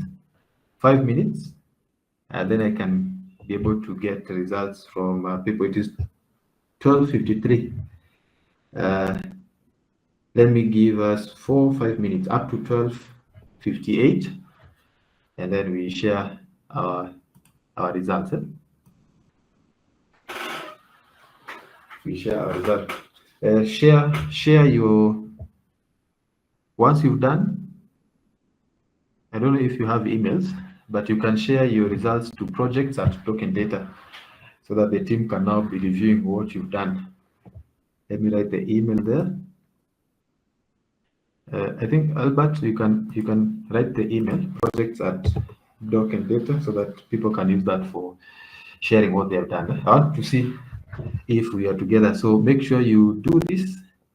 The next 5 minutes you can discuss, and then share it to project@docanddata.co.ke. So Albert, you can be able to pin that on our chat. So I had seen a request we repeat the mixed cell referencing. I think maybe after lunch break. I know there are maybe a number of items we have not done, but after lunch break, we will get into the nesting of functions, or basically understanding functions. So we will get into that, and also creating reports. So before we get into that, we will do a revision of this. But before that, I want to see how many people are going to attempt. So I hope you have shared, Albert, projects@doc and data so that we can review what people have attempted. Send it as an email, as an attachment, so the team can check and see if we have understood what we are doing. So there's practice 1 and there's practice 2. Practice 1 is very direct. Practice 2, that is where now we put in the future value formula. And actually you can advance this, loan amortization schedules, those things, prediction. So we are going slowly and slowly. So make sure you do this. You can discuss as a team. If you're alone, you can just continue attempting. Attempt. I think the word is attempt on it. Even if you get it wrong, just do it and share it on the email. Projects. The one that has been shared. I hope it has been shared. Share that as an attachment. So in the afternoon from 2 p.m. Now that we will not have any, we will not lose any time. Now we will get into functions. Actually, it will be good now. We have already gotten into motion. We are already in motion. So now it will be easy for us to get into the formulas and the functions. The nesting part of it. Good, and I think that is it. Any question? Good. So if there's no question, let us meet at 2 p.m. exactly 2 p.m. So that, because these practical things, they take a lot of time. So exactly 2 p.m. so that we can at least be able to cover a number of items. Okay, I don't know if CPO Dari have anything. We can stop it at that. Yeah, I think we're making good progress. Yes. And I believe by the end of the session, our trainees could have at least gained some insight around the same. Okay, thank but you. you can always try. Once we finish the training, Yes. you can share the audio Mhm. so that they can even practice at their own time, so that they Yes. can gain more understanding. But right now, I think they can form groups, then they discuss whatever we've been able to do during lunch break. Okay. I think that is okay. Thank you for that. I think we can stop at that. Let us meet at 2 p.m. Maybe this one you can take more time and discuss and share. Not at 12:58. Maybe get more time. I think once we are through with the trainings, you can also do the practice. Okay, so let us meet at 2 p.m. We proceed with the other part.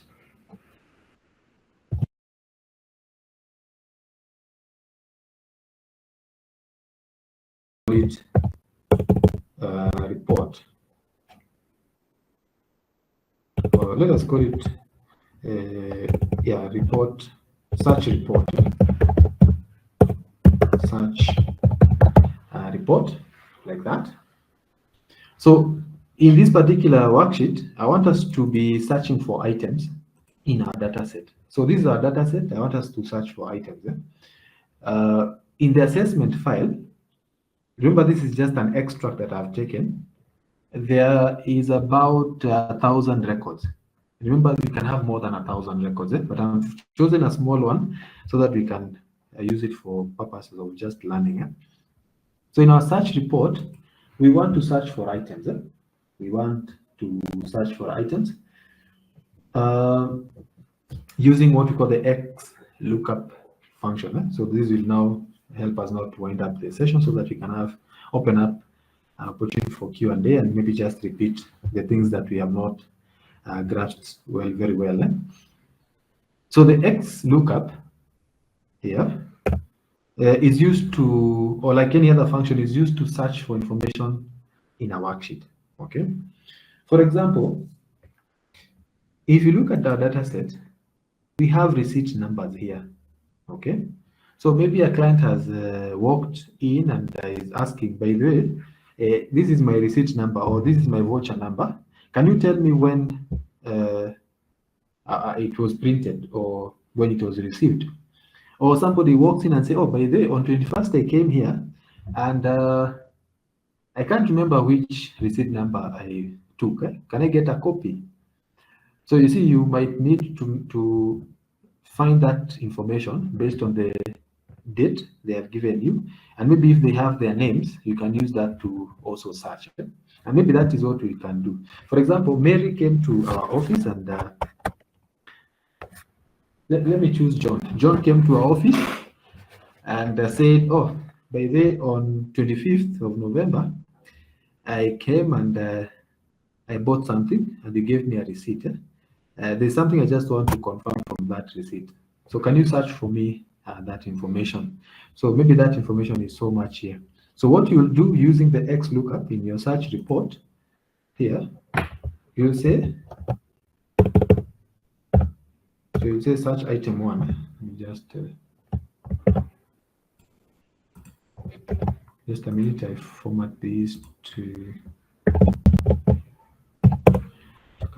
So here you can say search item 1. Something that I've learned in Excel is that you need to be very organized even when it comes to approaching the data. The way you type the items is very important. And then here we'll talk about the results. Okay. Maybe I can put this a different color, red, like that, or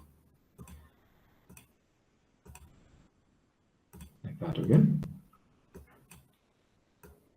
Okay, so we've been told that this person is called Mary. Okay, that is search item 1, and we want to see the last. Not Mary. You said we're going to use John. John. Okay, so we want to search for John. Okay, we want to search for John and see the last receipt number that they had shared with you. Okay, so if I use the XLOOKUP equals XLOOKUP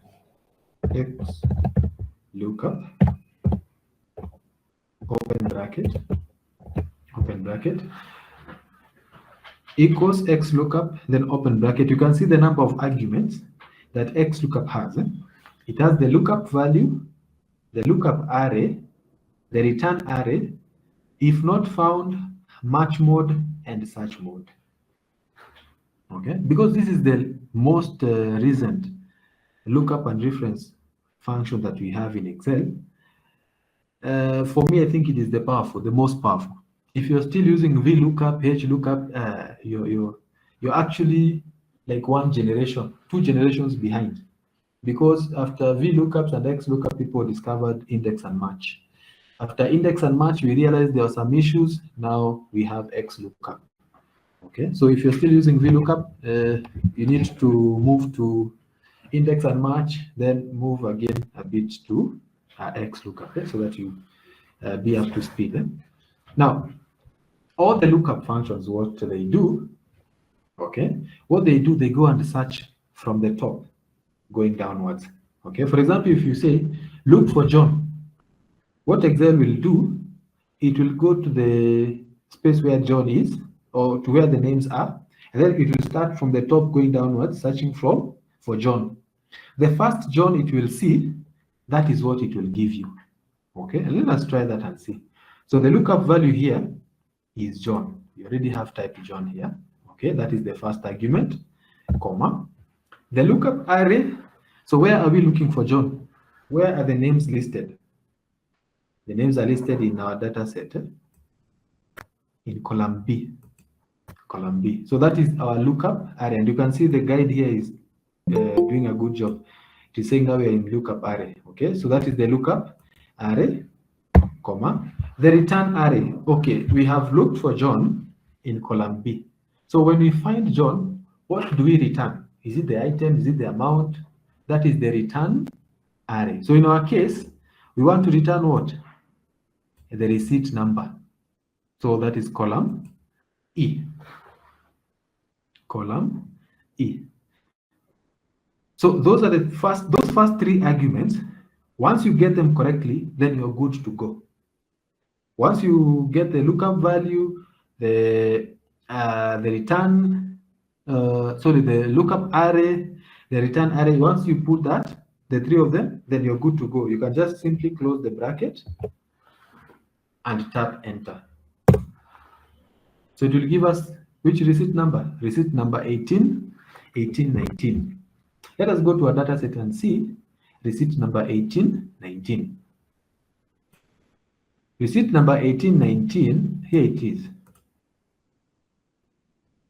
And it is coming from John. But remember, the question from the client was the last receipt or the last transaction when I came here. And you can see that is not the last transaction for John. Okay. I mean, why is it that Excel has decided to give us the first John from the top? It is because all lookup functions, whether it is VLOOKUP, HLOOKUP, index match, all those functions, they will always start looking from the top going downwards, looking for John. Oh, John. Okay. What is the return array? 1819. Okay. Then it will give you this one. So that has been a challenge in so many lookup functions. Okay. And XLOOKUP has had some improvements which have not been there. Let us see what improvements are there that can help us to identify the last transaction for John. So in our search report here, remember we only had how many arguments? 3. What we are looking for, A3, where we are looking for that item, and what we need to return.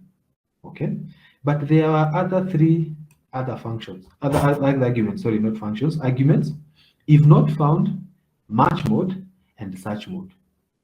Okay, so let me put a comma so that we can go to if not found. So sometimes if you're looking for John and it is not there, maybe that data has been omitted completely. There is maybe another word that you'd want to represent. This I normally see it with auditors. Maybe you are searching for items, you want to see if there are any errors of omission, and you want to further perform some extraction. Sometimes you'll find people putting something like to investigate. To investigate. I think this is always good when you are talking about bank reconciliation, where you compare a bank statement and cash statement. So if you have two Excel extraction, one from the bank and another one maybe from your cash book, you can actually compare the two. And where you find a transaction is missing, or they're not matching, or is completely missing, then you return the word to investigate. Okay, because if we look for John and we don't find it, what will be displayed is to investigate. Okay, and then now you can use the advanced filter to filter or to extract all the items that are termed as odd to investigate. Then you perform the checkup. Now that is if not found. If not found, to investigate. If I put a comma, we go to the second last argument. now at this particular point, we have exact match, and then we have three other settings that you can put. In the former functions, we never used to have the last one, wildcard character match. I think I've shown you what wildcard characters are. An example, the asterisk, where you say items that contain. So previously you could not use wildcard characters in search, but right now it is possible with the XLOOKUP function. It can accommodate the wildcard character match. So, but by default, whether you put or not, it will always leave it at what? At exact match. So we can also put 0, exact match, comma. So we go to the last argument, which is the search mode. The search mode. This is interesting. When I was explaining about how we've arrived at John, the second last receipt instead of the last one, it is because by default, lookup and reference functions will start from the start going downwards. Okay, what we call as first to last. Good thing with lookup, XLOOKUP, it now has another function here, or another setting here, which is last to first. So you can instruct the XLOOKUP to search from the last transaction going upwards. So if somebody had done a transaction and it was the last one, and you put the setting as -1, like that, it will search from last to first. So if I put -1, the searching will start from below going upwards. Okay, that is the search mode argument, and then we close the bracket like that. So if I tap enter, you'll see the receipt number will change from 18, I think it was 189, to now 1172. Let us see in our data set. In our data set here, the last one is what? 1172, because what XLOOKUP has done is that it has started from down here moving upwards, from here moving upwards. So, and the first one it got was John, and then it returned 1172.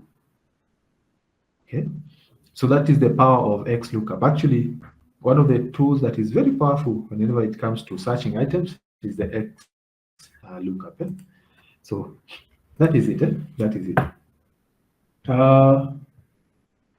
Maybe something else. I think.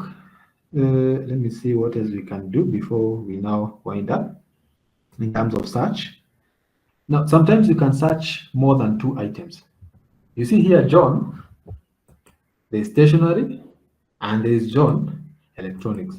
So, for example, the client says, "Oh, by the way, I came here and the last transaction that I did, or I want a transaction whereby it was not electronics, but it was stationery, my last transaction." Okay, you can simply actually change that.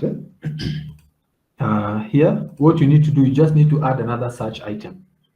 You just need to add another column, and then you say search item 2, search item 2, search item 2. Let us look at the data set. Maybe we can look for something else. We have John Doe. Okay, let us use John Doe this time, and then we ask John. We ask the XLOOKUP to give us the receipt number where it was John Doe Electronics, because you see the first one is also John Doe Electronics, the second one John Doe Electronics. Okay, so in our search report we can simply just type here what? Electronics. So let us see how will the search look like here. So when you have 2 or more items, when you have 2 items that you're looking for, and you have 2 areas that you want to check from, then this is how you go about it.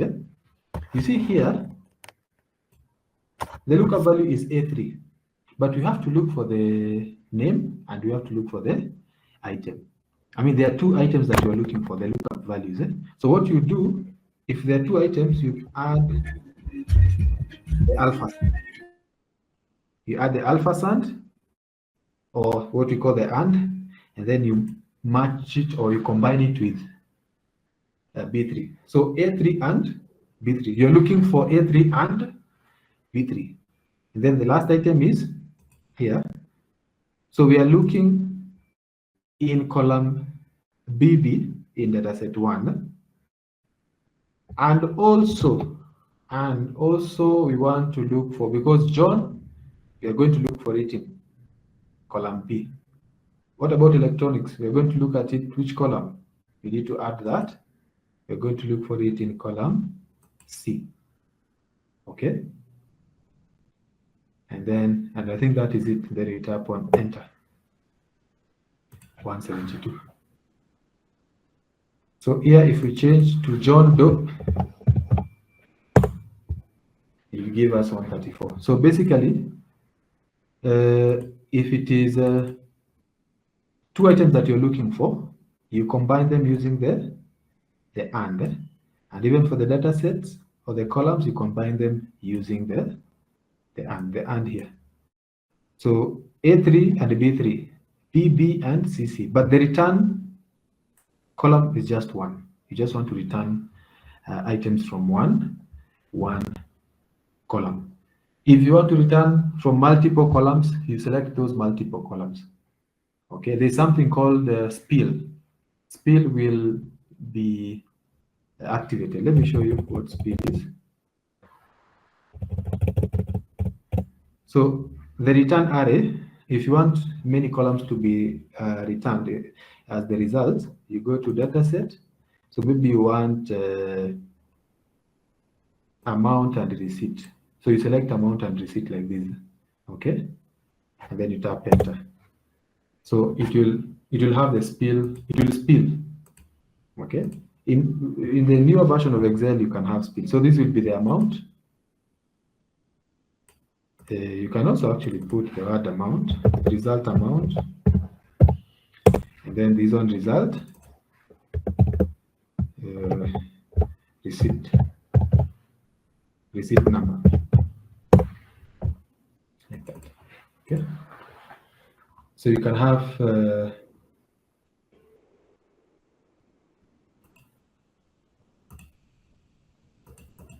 okay, yeah. So you can have such. You can have such. Yeah? So where you have the amount and the receipt. Remember here, there is no formula in D. In D, there is no formula. The formula is only in C. Okay. In C3. What has happened is that this one has spilled to the other side. Eh? Let me just hide these ones.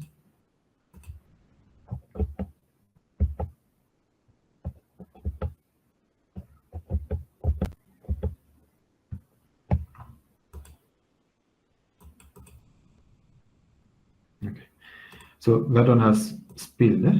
So as I was saying, this one is going to spill to the other side, eh?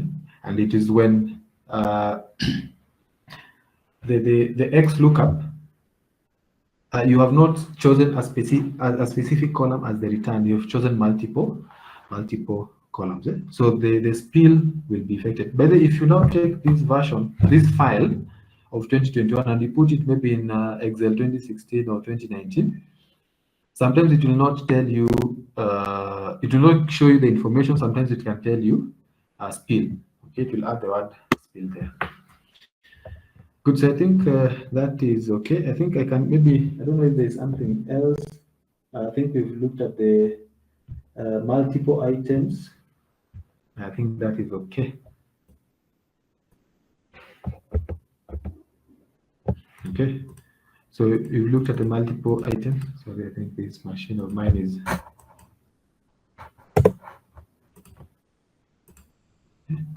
Yeah, so if A, B, then B, B. So as I was saying here, if we, you see our return here was only one column. So if we want multiple columns, we can select the multiple columns as the return what? As the return array, okay? So I think I can stop at that, so that also we can permit for Q&A session. In case there's any question, you can let me know. There, Excel is very wide. It's interesting. I mean, it is something that you need to have. I don't know if there's a question. Any question? So we are going to. I've just checked that we are recording the files or the session. So we're going to share the recordings together with the materials. No, the materials you already have, which is okay. The link, so you can practice later on. What you've done, you can use the assessment file for the purposes of practice. And then the other thing is I had certificates. Maybe I'll talk to on that, and then we can agree on the way forward on certificates. At least something to show that you've participated. But to make sure the assessments, you work on them, share at least so that even if we give you a certificate, at least we have something to show that you really took part in this particular session. Okay. So I think I will stop at that, maybe take a break and look for any questions if there are any. Because I think we've done this so far. We've talked about the settings, the advanced settings for advanced filter extraction. At least we've talked a bit about formulas. I hope we've been able to bring something home. So thank you. I don't know, Samantha, if you have anything, maybe you can say, or the team, so that now we can get into the questions and answers. So now I can open the floor in case there's any question.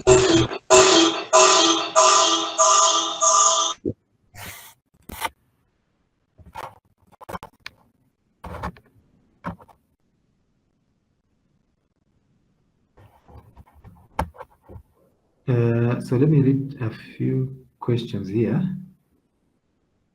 We have Anthony, you're asking, can he touch on hyperlinks, more so linking of files? I don't know if I don't know what your, maybe you can Anthony, you can maybe raise the question a bit more clear, and then I can assist on that.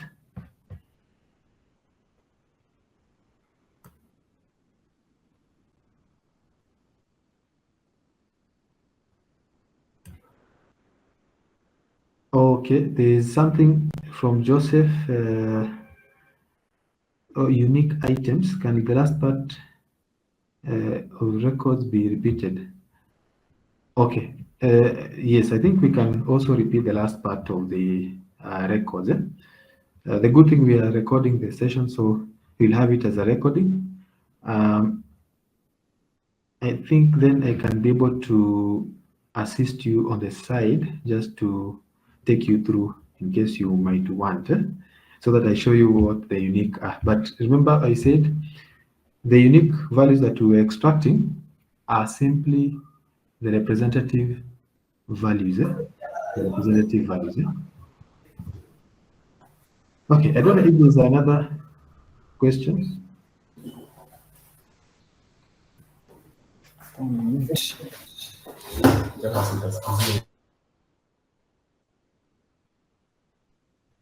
Good, so I think we can stop at that.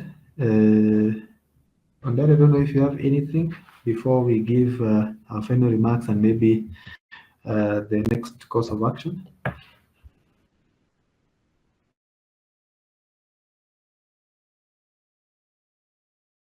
Just a minute, director is around.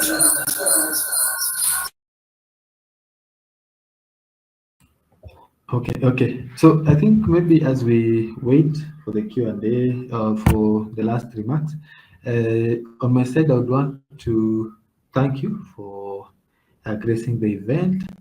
It has been, sometimes it is very short, but I try as much. These master classes, sometimes they are short.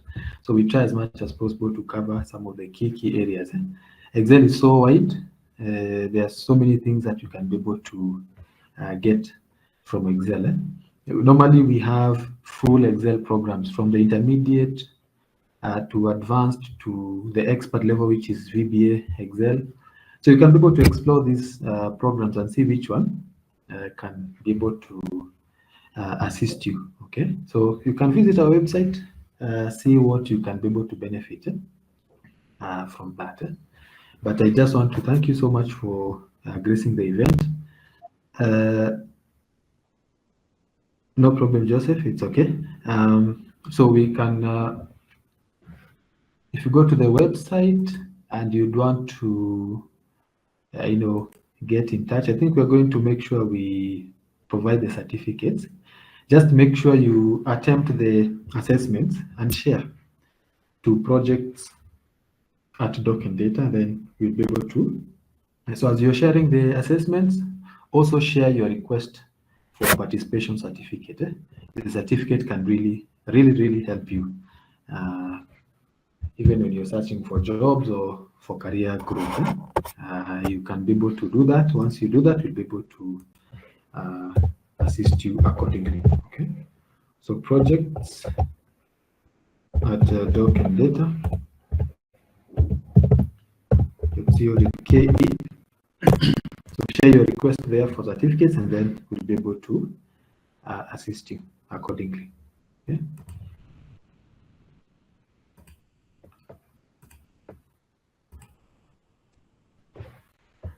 So you can also visit the website and go to the data management and digital literacy programs, and then you can be able to see some of the good programs that we have, especially with regards to advanced Excel.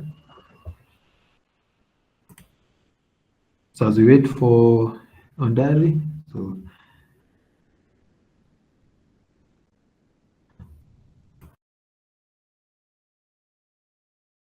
let me see if Samantha has something to say. Samantha, you can share something in case you want. You have something to say as we wait for the final words, and then we close. Share your emails so that we can be able to share with you the materials and such.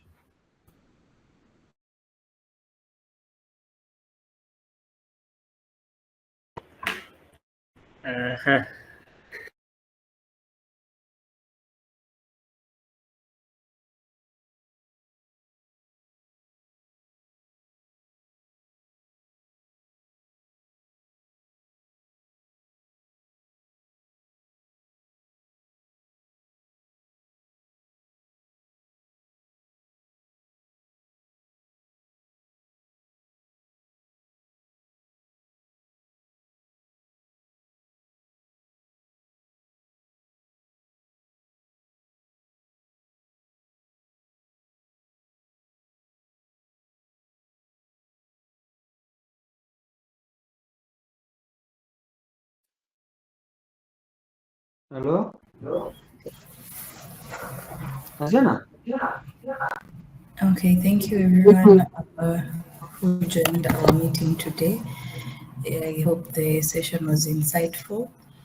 I would like to share a few words, not just as a session moderator, but also in my capacity as a human resources consultant. Over the years, I've worked with many professionals and organizations in helping them build capacity, improve productivity, and navigate digital transformation. One thing I've seen repeatedly is that Excel is no longer a nice to have, it's an essential tool for performance. Whether you're in finance, operations, admin, procurement, logistics, customer service, or even HR, Excel is the backbone of data-driven work. And when you begin to master it at an advanced level, your confidence grows and your output improves. For those of you who also lead or mentor others, This training is especially valuable because what you learn today doesn't just benefit you, it filters down to your team. So you're setting a standard, you're also in a better position to train others. That's why these trainings aren't just about ticking a box or getting a certificate. It's about equipping you with the kind of skills that save time, reduce errors, and create opportunities.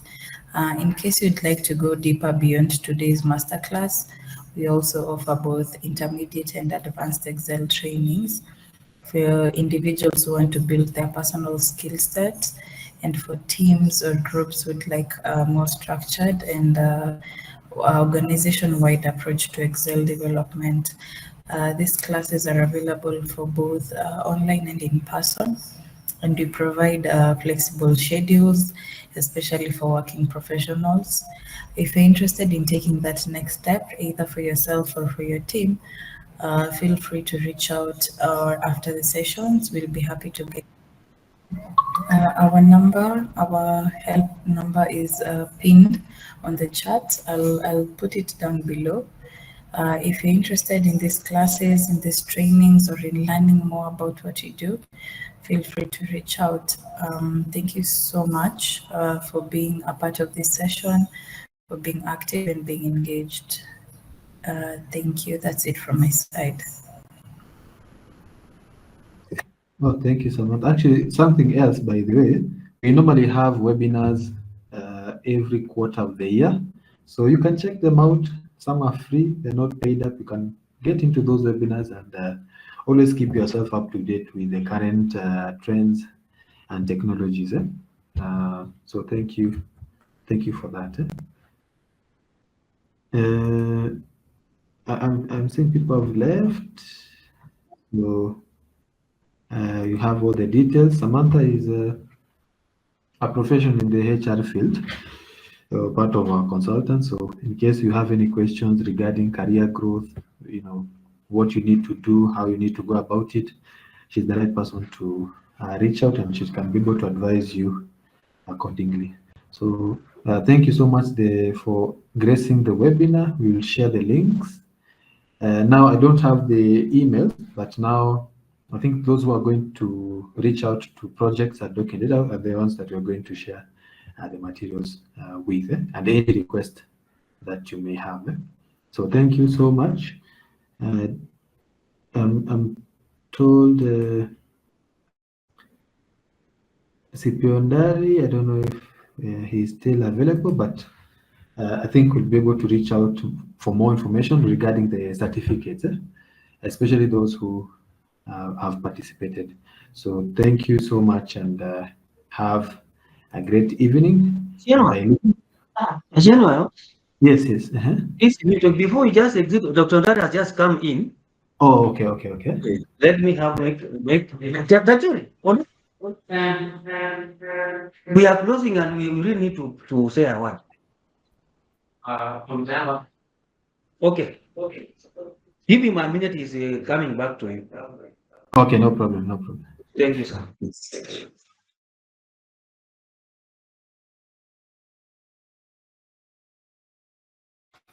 Simon. Oh, can you? Hello. Yes. I can hear. You can mute. Hello, Simon. Yes. I'm sorry, I was engaged with the other guests, which we had. No problem. Our OAG, the Office of the Auditor General. Okay. We wanted to clarify for a few issues, but I think we are through. I'm sorry for the delay. Okay, no problem. But I just want to appreciate you and your team for the training.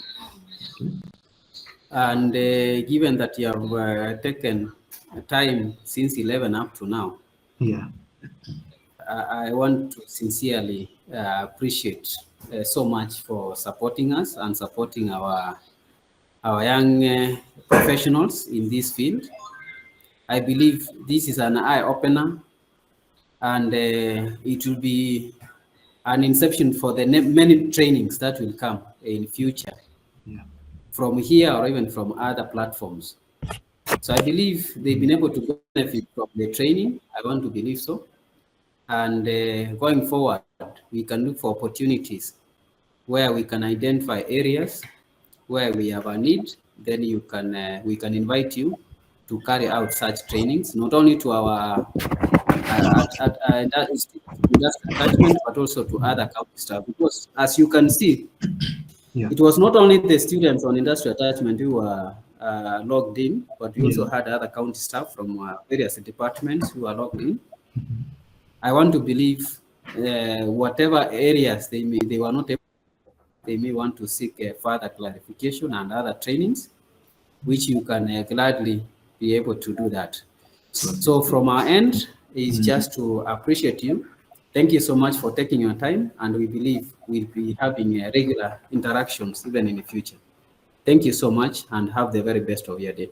Okay, thank you so much. We appreciate, and we look forward to more engagement, and we're very much thankful as a team. Thank you, and also have a good evening and a good the rest of the week ahead. Thank you. I request you to send me a recorded audio. Yeah. So that those who may want to refer in at a later stage, they can be able to do it. Okay, I'll share the materials and also the link to the videos and the rest of the items. Let me share that as soon as possible. Okay, thank you so much. Okay, thank you. Okay.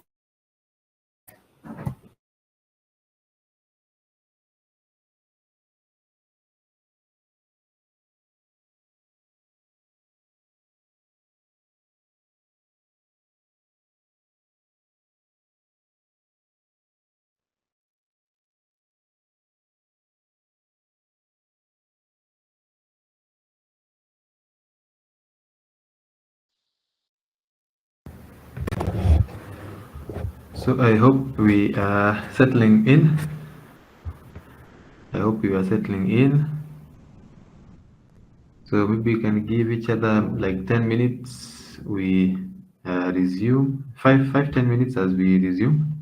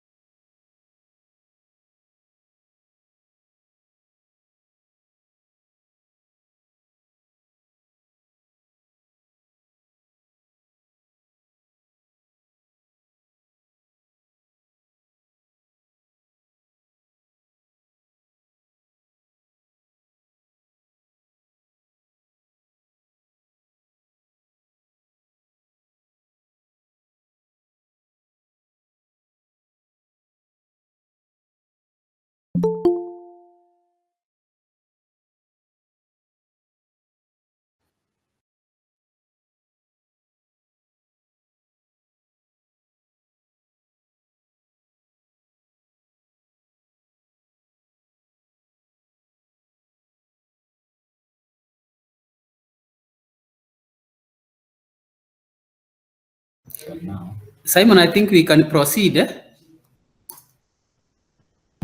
So as people join, Yeah, I think a good numbers now joined. yeah, very true. Yeah, so you can Okay. proceed. Let me start with the assessment, or let me share the assessment.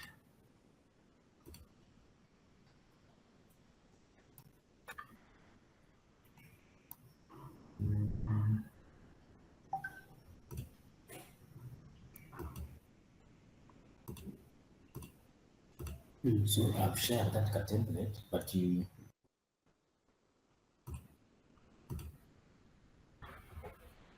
Okay. So I wanted us to just review these before we proceed to the other bit. Okay, proceed. Yes. So we look at these assessment one that we had left, just to give the tip on how things are done. Just give me 1 minute. I see if we are recording, so that we also capture this. But just 1 minute.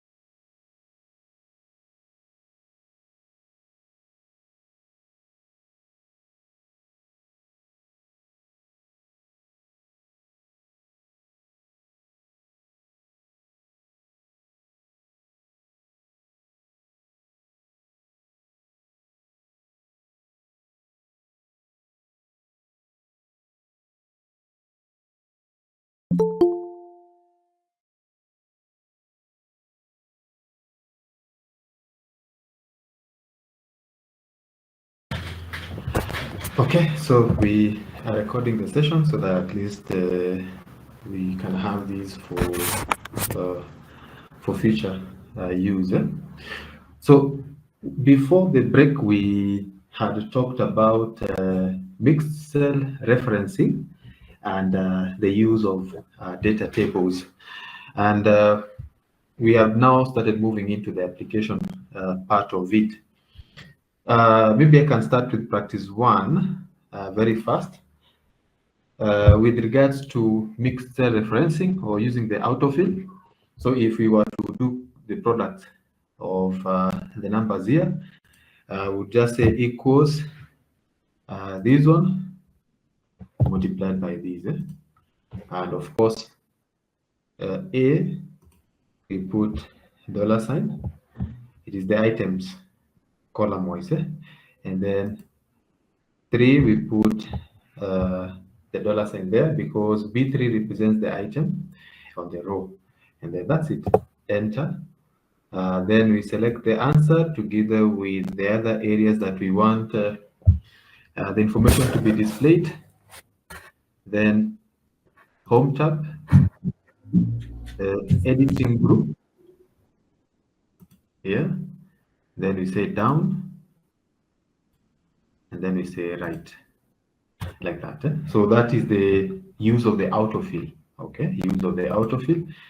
For the data tables here, for the data tables, we say there has to be a formula. There must be a formula. So we need to have a formula for us to be able to achieve this. So the best way to do it is to create a formula somewhere on the outside. So I'll take 1 here, and then 1 there. I'll put them there. Then I'll do a simple computation and say equals this one. So this first one will represent the items here, and then this one represents these items on this other side. So E15 multiplied by F15. So this 1 times 1. Okay. Then enter.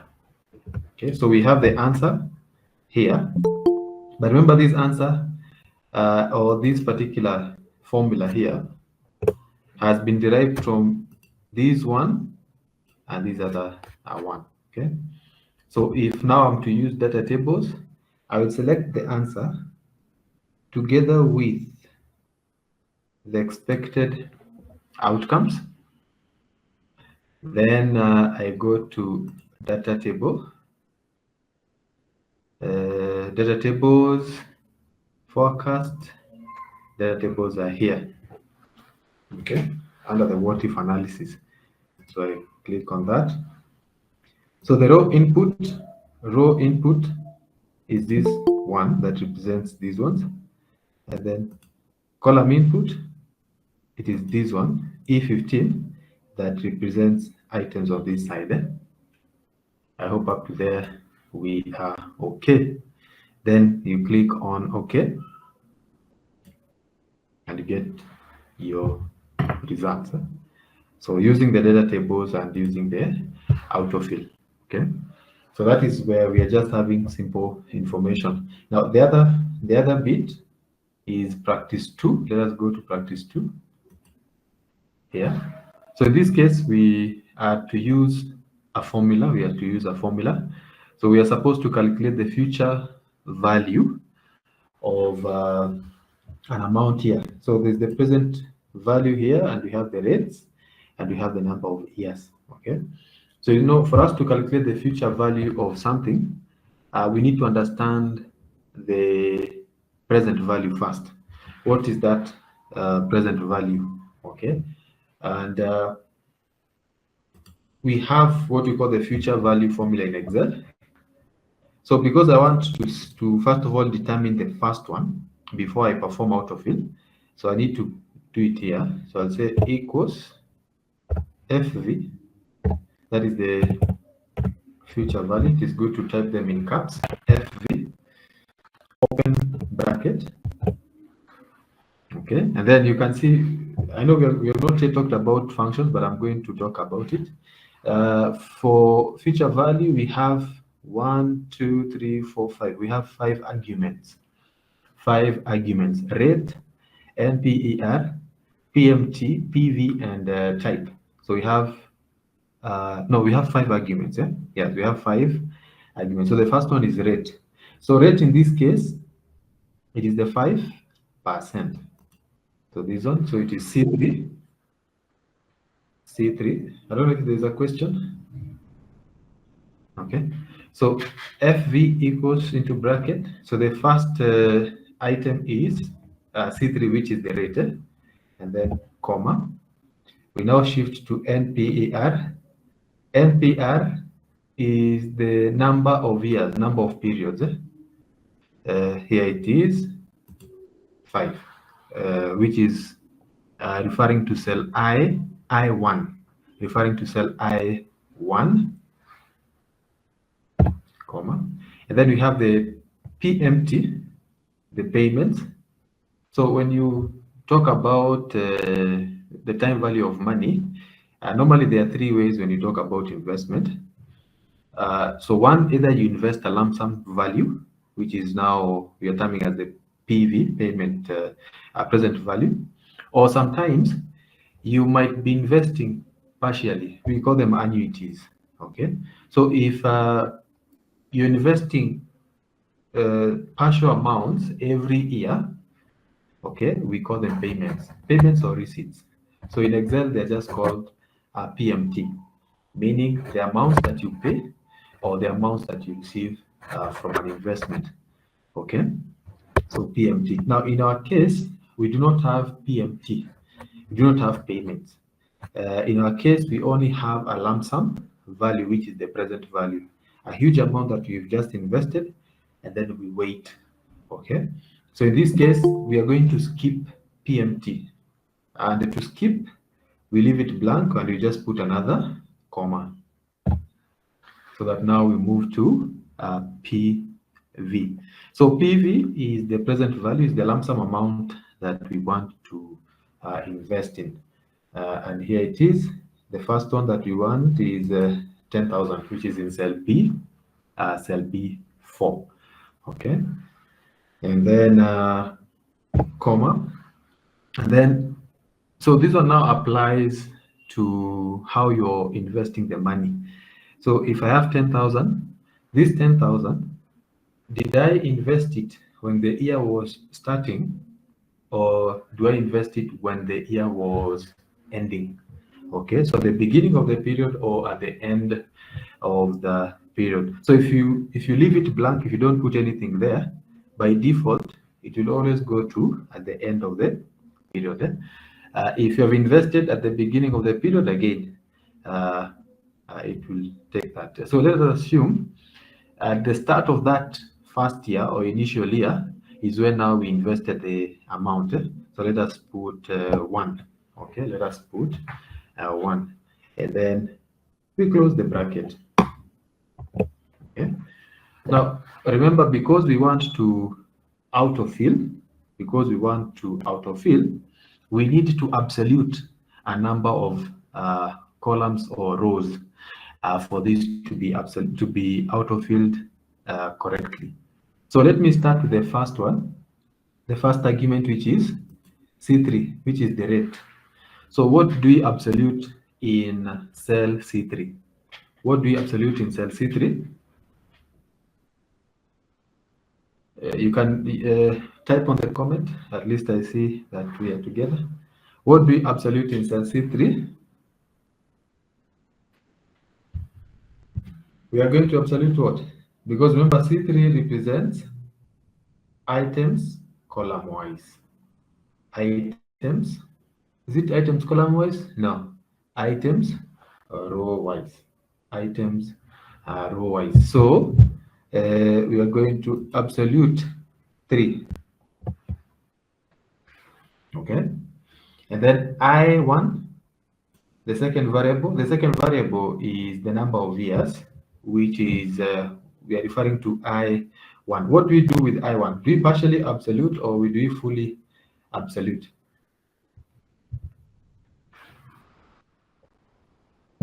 Again, you can use the chat box or you can say it if you okay.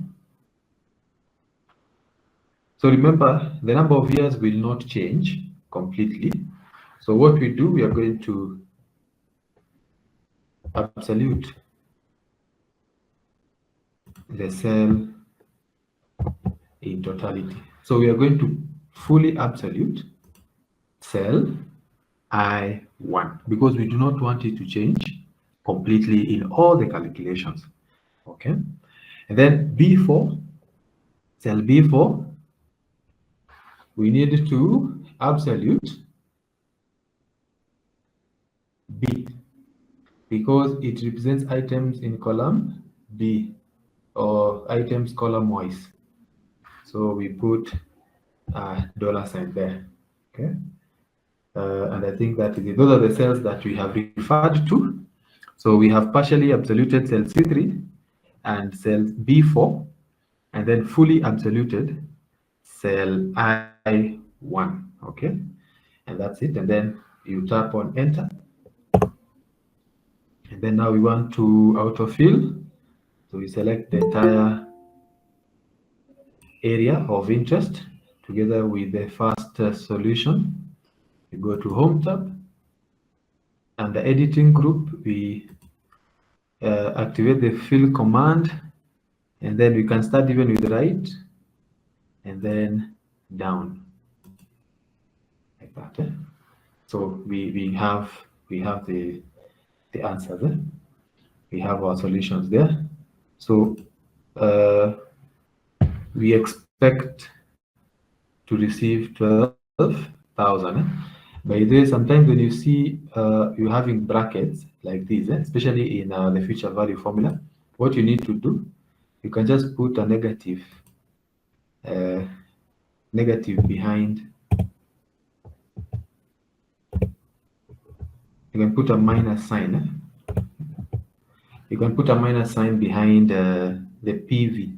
So where you have the PV, just put a minus sign so that it removes these negatives. But if I tap enter, it removes the brackets, not the negatives. And then I can again go back and autofill right and autofill down. Like that. Okay. Okay. So that is using the autofill. What about the data tables?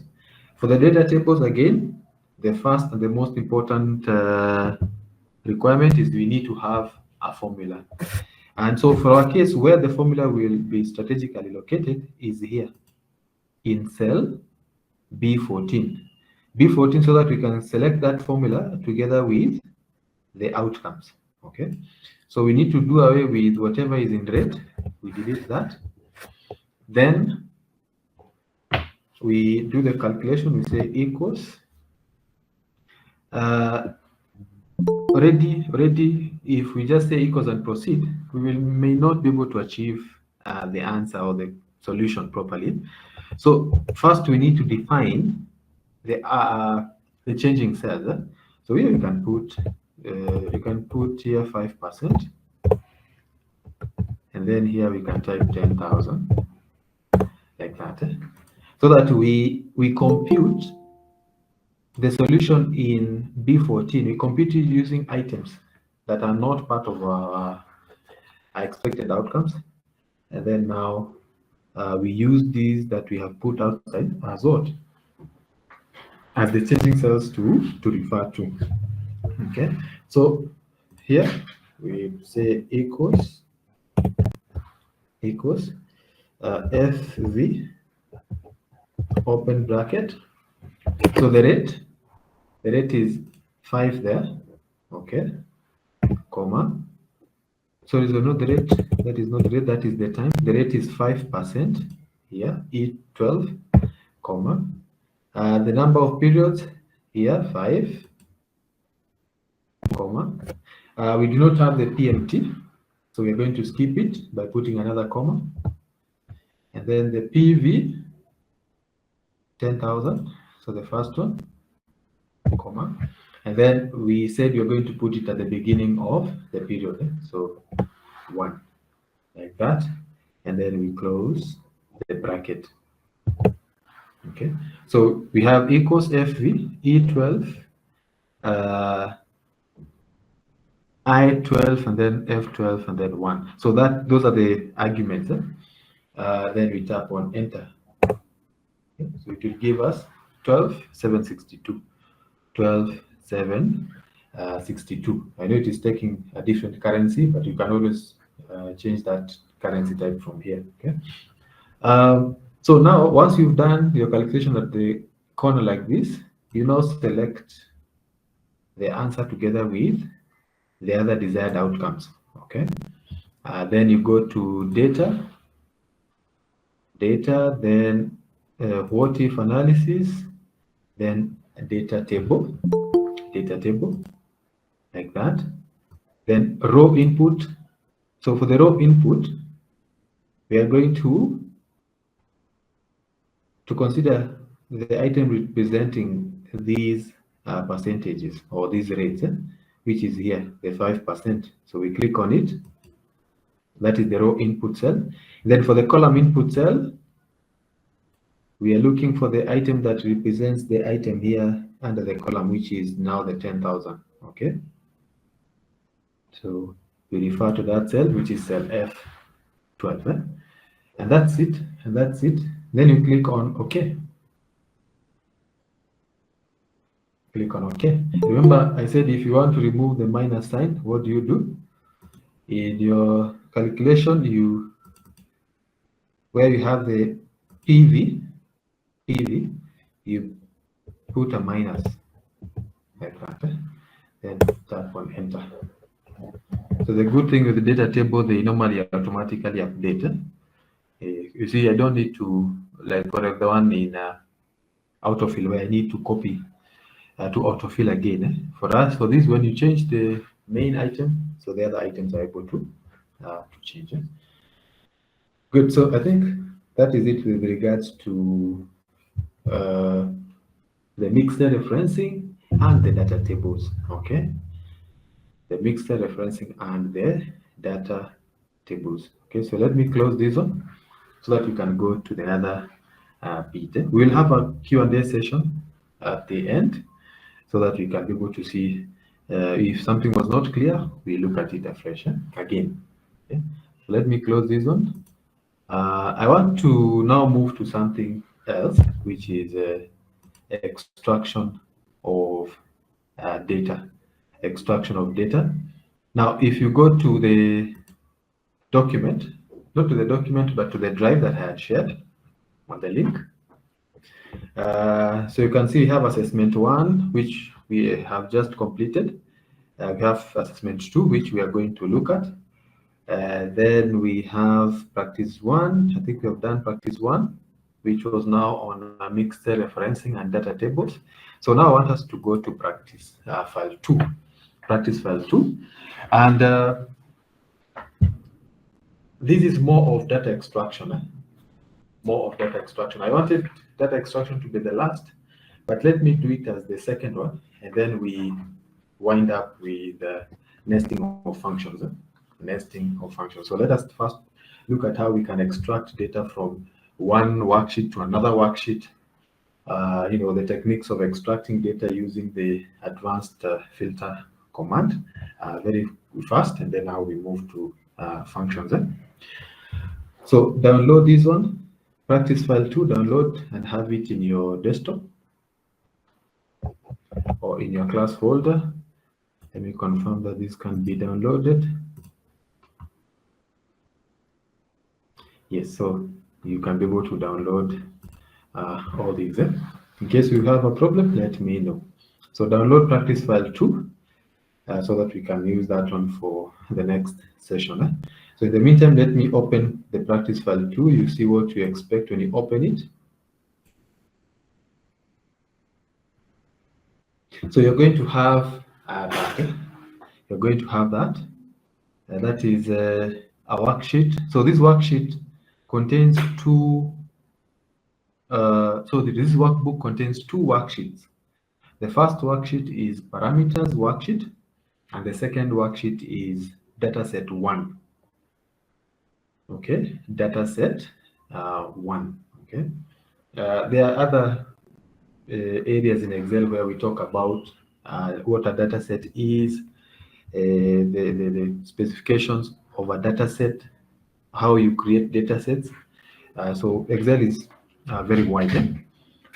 So we have parameters. The parameters worksheet here is blank, and then the dataset here, dataset 1. Now we have the information. If you scroll down, you'll see we have about we have about 114 records. 114 records, considering the first row is the title row. Okay, so I hope you've been able to access that particular document. Maybe I can give you 1 minute, 2 minutes you download. 2 minutes. Let me know if you have successfully downloaded, if you're able to access.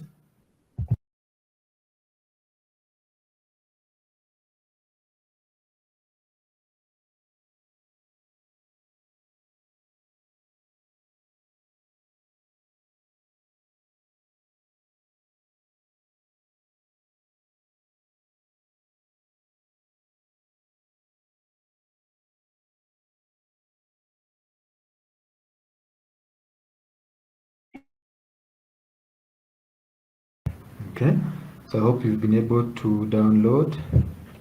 So make sure you click on the 3 buttons here so that you can get the option to download. The option to download. So let us make progress. So once you download, you open it. This is what you'll have. So I want us to look at something we refer to as the advanced filter command. It's a very simple tool, but very powerful, even for advanced, expert level when it comes to Excel. Okay. If you go to data tab, under the sort and filter group, here, sort and filter group, we have the advanced command here. So this is the advanced filter command, and you can see the moment I put my cursor on that command, it says options for filtering using complex criteria. Okay, the word filter means to retain data. And then to extract means you filter, then you change the destination of the filtered data. Okay, so we're going to use the advanced filter command for the purpose of extracting data. And this data that you're going to be extracting now will act as our reports. Okay, so let us see how to go about it. Now, when you're working with the advanced filter command, and I can just so let me just, before we go to the command, so when you're working with the advanced filter command, the first and the most important thing is to define the criteria. Okay? The first and the most important thing is to define the criteria. So these criteria that we're defining is the criteria to be followed for the purpose of extracting the data. Okay? Criteria are like instructions. So I want you to extract the ones for Mary, the ones for electronics from this date. Okay, so the first thing is to define the criteria. Okay, and I'll start with the first one. For instance, if you look at dataset 1, we may want to extract a report, okay, about Mary. You can see we have the dates of the transaction here. We have the sales people, the items they have been selling, the amounts, and also the receipt number. Okay, so for instance, maybe you just want a quick report. You want a report about Mary and the transactions where she sold electronics. Okay, you want a report that will show you the salesperson Mary where she sold electronics. Okay, so what you normally do to be able to extract, we will now define the criteria. So what we'll do, you type somewhere on your parameters or somewhere, you type the salesperson. Now, the best way is not to type, is actually to copy that title field. So here, I can copy salesperson and maybe type it here. Okay, so I'm defining the criteria. I want salesperson. The salesperson should be Mary. So here I can type Mary manually, but it is not advisable you type Mary manually, because sometimes if, for example, you add an extra Y, Mary and Mary is not the same thing. Or Mary with space like that, Excel will always consider this space as a character. Okay, so Mary and Mary with a space extra character, they're not the same thing. Eh? Or Mary but like this. This is not Mary to Excel. Excel will always use a complete or exact match. So that's why they say if there's something that you're looking for, just copy it, control copy, and then come and paste it here. So that in case there are any, in case you are typing, you'll be able to avoid any typos, especially now in your report. So if I wanted to extract the information about Mary only, I'll just define my criteria like this. So what I'll do, I will click within my data set like that, then go to data. So remember, the first thing we have done, what? We have defined the criteria. This is the criteria. We have defined the criteria, okay? So we click within our data set here, sometimes not compulsory. And then you activate the advanced filter command. You click on it. Here it is. And then the first thing, there's this dialog box that has just appeared. We have action here. Filter the list in place.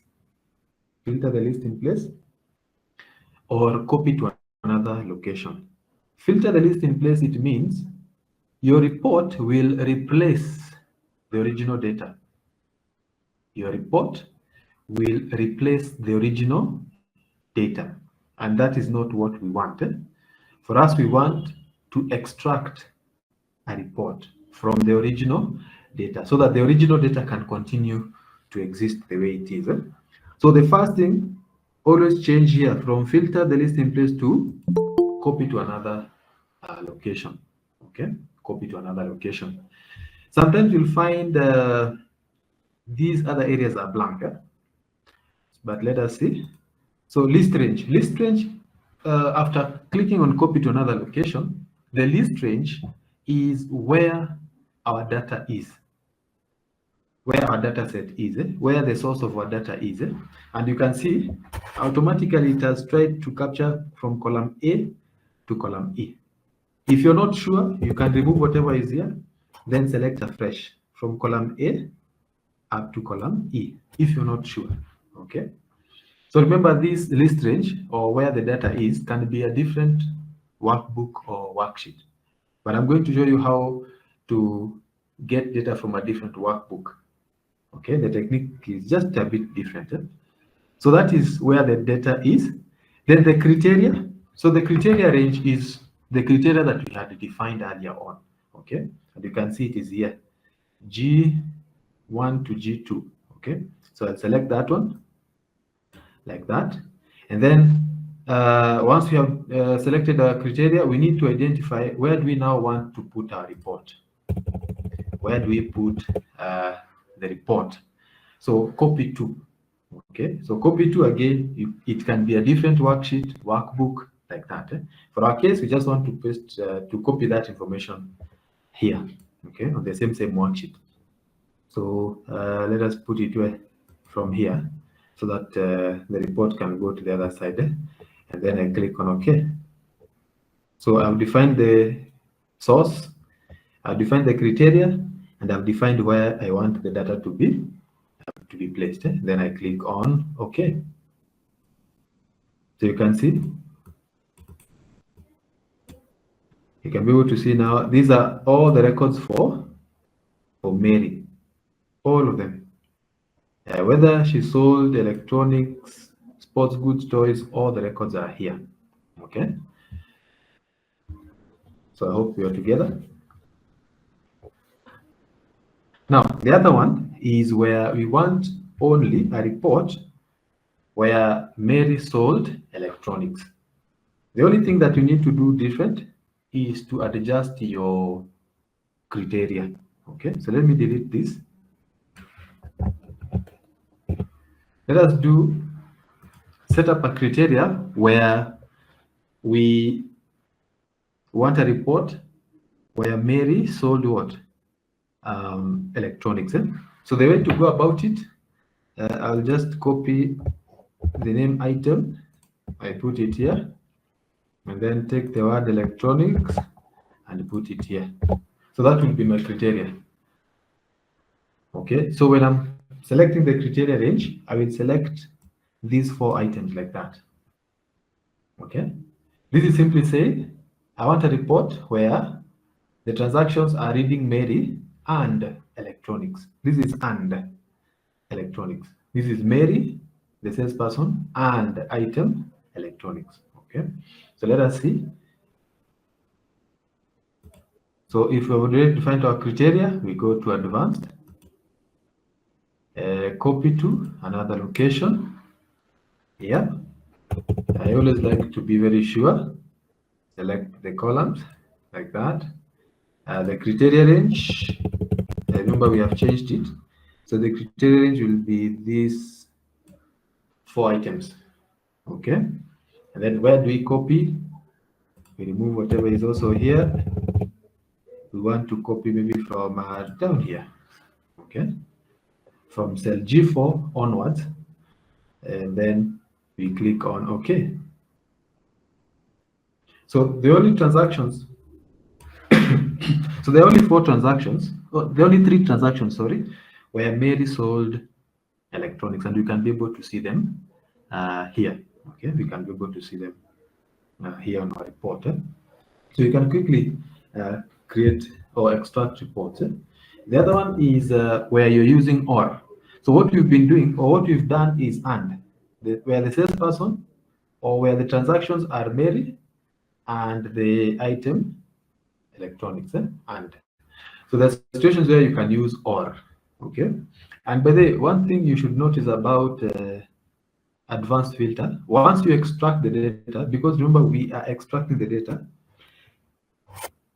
it is not something you can undo. You can see even my undo commands are not active. Can't undo. Okay. And that's why it is good to copy to another location, because if you retain it to copy to the same location, you may not be able to recover. Okay. So let us go to the other type of extraction where we are saying OR. Okay. So if I want to extract, okay, all the transactions where the salesperson was Mary or the item was electronics, okay. If I want to extract a report where the transactions were Mary as the salesperson or electronics as the item, this is what you'll simply do. You take electronics and you just move it down a bit up to there. Okay, so this will mean OR. So when you're selecting the criteria, you select from here up to there. OR means all the transactions where Mary appears, and then all the transactions where electronics appear. So meaning other salespeople will also appear in this report, provided they sold electronics. Okay, all other transactions will appear for other salespeople, provided they sold what? Electronics. And all the transactions for Mary, whether she sold electronics or not, will also appear. Okay, so let us see advanced. Copy to another location. Column A up to column E, that is okay. The criteria range has changed. So it is here for the OR. And then copy to, it has to be one cell. Copy to here. Okay, you can even copy here, doesn't matter. Provided on your right hand side, there is enough space to paste the other information. And then I click on OK. Like that. So let us look at the report. So we said all transactions that were Mary will be shown. And you can see here it is Mary, Mary, Mary, Mary. Once we get to Susan, we must have electronics. So if it is other salespeople, it will be what? Electronics, like that. Okay, so that is when we are talking about OR. We are talking about OR. Okay. Okay.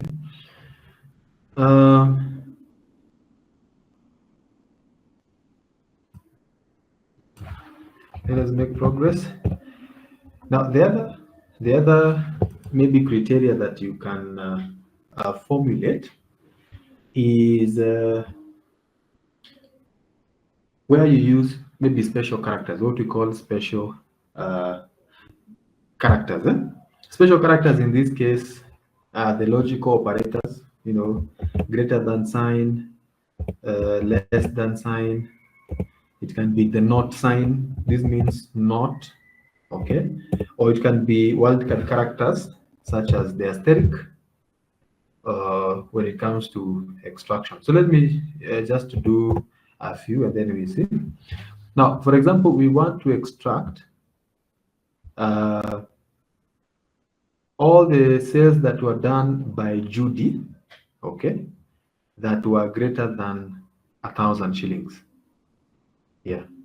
So all the sales that were done by Judy that were more than 1,000. Okay. So this is what we'll do. We'll create our criteria first. We'll say, where is Judy? Remember, it is good to type. I think Judy is somewhere here. John, Carl, oh, here it is, Judy. To avoid the typo, I just copy and then I type it here. Judy, like that. And then, so we want all the sales that were done by Judy that were greater than 1,000. Okay. So the other item in the criteria will be amount, not item. So copy that and paste it there, amount. And then we have said greater than 1,000. So we'll say greater than 1,000, like that. So you use a logical operator, the greater than sign, for that purpose. So enter. So we'll have that as our criteria. So let us see. Now launch the advanced. Okay. Copy to another location. The list range, I think I'm satisfied from column A to column E, but the criteria I think I need to change. I need to be very sure. I select this part, that is the criteria range, and then where do we copy? We copy from here. Okay. So we've selected the list range, column A to E. Then criteria range, we've selected this criteria that we've just defined here, and then copy to, we've selected G4. Yeah, here. Okay. Then you click on OK. So these are the transactions where Judy's sales amount were greater than 1,000. Were greater than 1,000. Okay. I hope we are together up to that. The other that I want to show you is where you're using maybe not, the word not. Okay, we want to exclude. Okay, for example, we want all the transactions that were done by Judy, but we want to exclude electronics. We want to exclude electronics. So we want to see all the transactions for stationery, for toys, for books, but we want to exclude what? Electronics. So what we'll do, this is how we'll set the criteria. We remove the amount here. We put the item. And then electronics. So we want to exclude what? Electronics. We type electronics like that. But because, so if we do this, it means we include all the electronics. We show the electronics for Judy. So what we need to do, we need to put this logic operator. Less than sign, then greater than sign, electronics. So salesperson, Judy, then under the item, you put less than sign and greater than sign, and then you type electronics. Okay, so that now becomes your criteria. So that means we are going to see all the transactions for Judy, except the ones that had electronics in them. Okay, so let us try and see. Advanced filter, copy to another location. List range is where the data is from column A to E. The criteria, we need to capture that like that, and then copy to. Where do we copy to? Here. Okay, the same worksheet. Let us see what it will give us. So you can see these are report for Judy, but you can see there is no electronics here. They have been excluded. They have been excluded. Okay. So like that. And by the way, if I want to maybe make my report even bigger, for example, I want Judy and Mary. I can add here. So this will mean this report will be added because I'll select my criteria like this. So it means I will add more information in my report. Okay. Another let me see if there's something else. Oh, where something contains in this.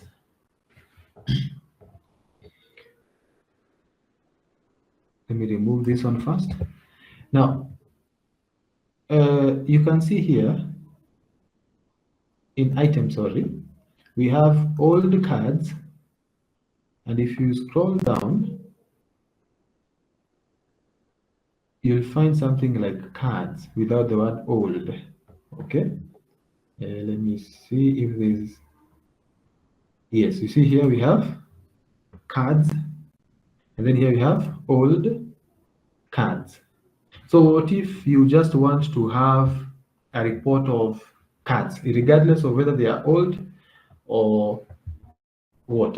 Provided the word cards is there, you want that report. So that's where you can use what you call wildcard characters. Wildcard characters. Okay, we call them wildcard characters, and they work with text only. Okay, they work with textual data. Well, one of the wildcard characters that you can work with, for example, now we want a report. Let me remove this one. We want a report of all the cards, regardless of whether they are old cards or the other cards. So what we'll do, we'll use the asterisk like this, and then we put asterisk like that. Enter. So this would be now our criteria. If we select this as our criteria, it will mean our report will show all the records or all the items that contain the word cards. Okay, all the records that contain the word cards. Okay, let us see. So we launch the advanced filter. Okay, make sure copy to another location. The reason as to why it is suggesting for us these things is because we have already used it on this worksheet. That's why it is suggesting for us. But it is good to confirm. Okay, the criteria, you can see the criteria to suggest the wrong thing. So it is only this part, H1 to H2, and then where do we copy? It has to be just one cell. Always put one cell. Provided on the right hand side there's enough space to put in the information, and then click on OK. So you can see, if you look at our report, we will see only cards, either old cards or cards, either old cards or cards. Okay, so that's how you can use the asterisk or the asterisk wildcard character to retrieve items that contain. Okay, so those are the ways we can set up the criteria. Something else, this is always an interesting bit. Now we've talked about extracting extracting on the same worksheet. Okay, we have extracted data in the same worksheet. We might want to extract data in a different worksheet. Okay, you remember where we say copy to? We have been using, you see here we have the data set, it is here, then we are just pasting the report here. So we might want to paste in a different worksheet or workbook. So for that matter, let us see how the process, because actually most of the time you realize the report will always be on a different either worksheet or workbook. Okay, so let me create a new worksheet here and call it report 1. Report 1, and maybe I can just go to the first thing that we had done, which was the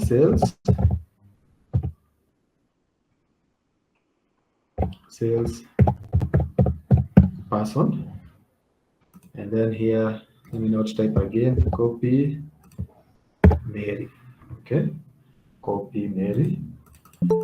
So maybe I want to extract information about Mary, but in a different report. So the first thing, as always, define the criteria. So what we have done here, we have defined the criteria. Then once you define the criteria, go to your report here. So this is where we want the report to appear. Okay, you want the report to appear where? Here. So what you do, you go to your report or where you want the information to appear. From there, you launch the advanced filter. So when you want to extract data in a different report, either in a different workbook or worksheet, you go to that worksheet that you want to extract to, and then you click on what? Advanced filter. You see, I've clicked that advanced filter when I am at the report. Remember, I clicked on cell A1. So I've launched the advanced filter while I am in the expected source. Okay, or sorry, destination. Okay, then the usual process now continues. Copy to another location, copy to another location. List range. List range is the source of the data. Okay, so where is the source of the data? It is in dataset 1, which is the worksheet. So I click there, yeah, and then I select column A up to column E, like that. Select from column A up to column E. The next thing is the criteria. So if I click on the criteria, it will take me back to the report. It will take me back to the report. So I need to go back to the data set. Okay, but I click there, I go back to the data set, and then I select the criteria. Okay, then copy to, it will take me back to the report again. So copy to, where do I want to copy? I want to copy in the same report. So I'll just click here, A1, like that, and then I click on OK. So it will give me my report in this new worksheet. This new worksheet. So that is the first report. Maybe you do not want, we have seen how we are reducing the data. We are extracting maybe Mary and only cards. But maybe, for example, you have so many columns. Sometimes the data set can be so big. The data set can have maybe 1,000 or 200 columns. And you want in your report not to load all the 200 columns. Okay, maybe you just want the date and the amount and maybe the receipt number. Okay, so you have defined, you've said in my criteria here I want Mary cards, and you do not want so much information. You only want the date of the transaction where Mary sold cards and the amount and the receipt number only. The other columns you want to ignore. Okay, so this is what you'll do. This is what you'll do. Let me remove this. So what you normally do when you want to extract information or specific columns, you define those columns in advance. You define those columns in advance. For example, let me go back here. So we've said we want the date. So you see, once I've defined the criteria, the next thing I will define the what? The columns. Okay, I have defined the criteria. So the next thing I need to define is the what? Is the columns. So I'll copy date, go to my report, and say I want date to appear. Go back to dataset. I want amount. Yes, amount and receipt number to appear. Or let me just say I want amount to appear. Okay, and then I go to my report and I paste there amount. So I want by the time I'm extracting the data, I do not extract or I do not bring all the columns. I only bring two columns. That is the date column and the amount column. So I define them in advance. So let me launch the advanced filter. So remember, I'm now in report. So I'll launch the advanced like that. Copy to another location. The list range, let us go to our data set. As usual, we just select A to E. Okay. Criteria, We go back to our data set. Here's the criteria. So this was the criteria, like that. And then copy to. So in copy to, remember we are used to selecting one cell. So this time, if we are talking about predefined columns, so we put your cursor there, then you select the two columns that you want to appear. And then you click on OK. So you'll only see the date and the amount where Mary sold cards, where Mary sold the card. So if this is the report, maybe you would put a title,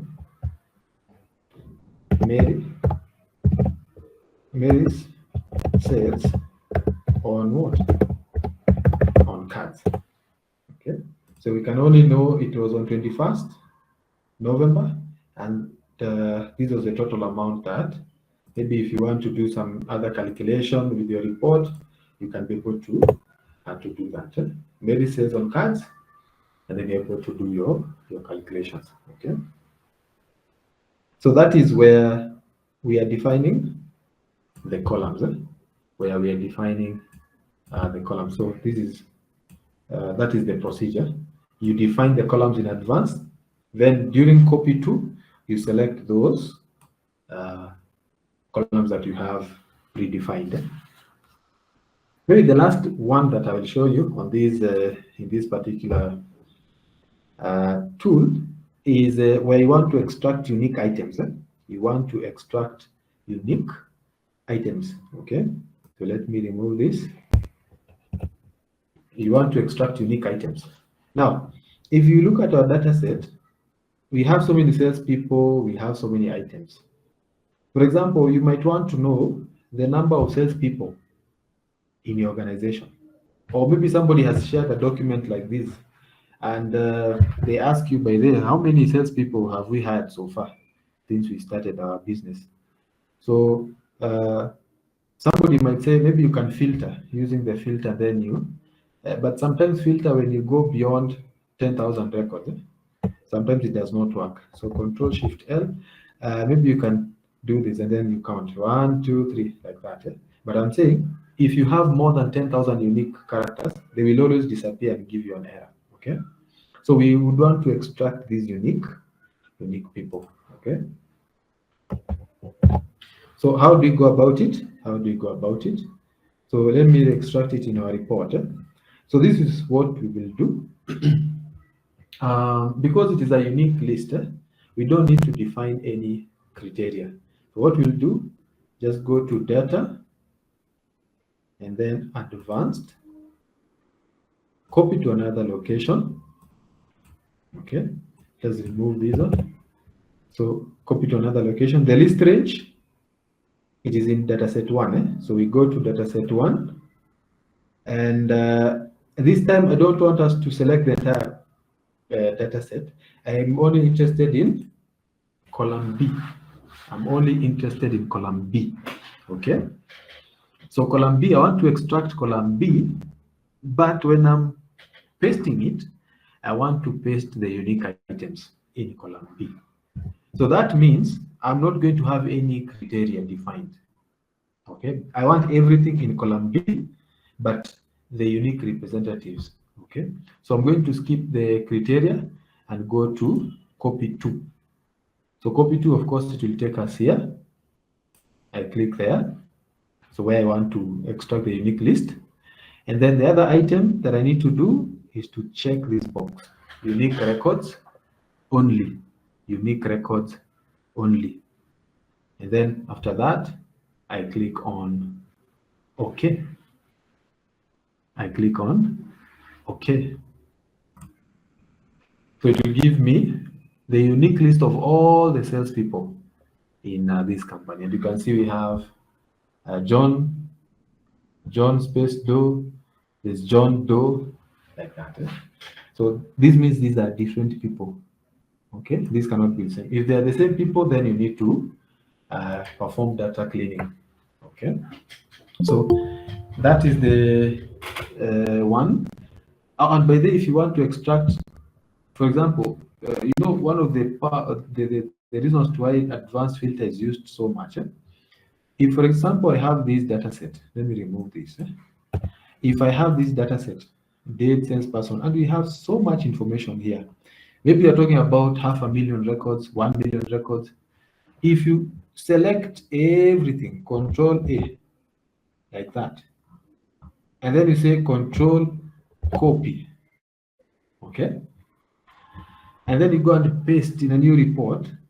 Normally, sometimes if you have like 1 million records and you have calculations, the system might even collapse, okay? Or the Excel worksheet might freeze, okay? So normally, instead of using copy and paste, because copy will normally save that information in the clipboard memory here. If I click here on the clipboard memory, whatever I've just copied appears here. So if it is a huge data set, that information will still be copied on the clipboard memory. And that's why it will lag, okay, when it comes now to pasting. So instead of using copy and paste, we can use the advanced filter for the purposes of copying data, okay? And this is how maybe we can go about it. So in our report one, let me remove whatever is here.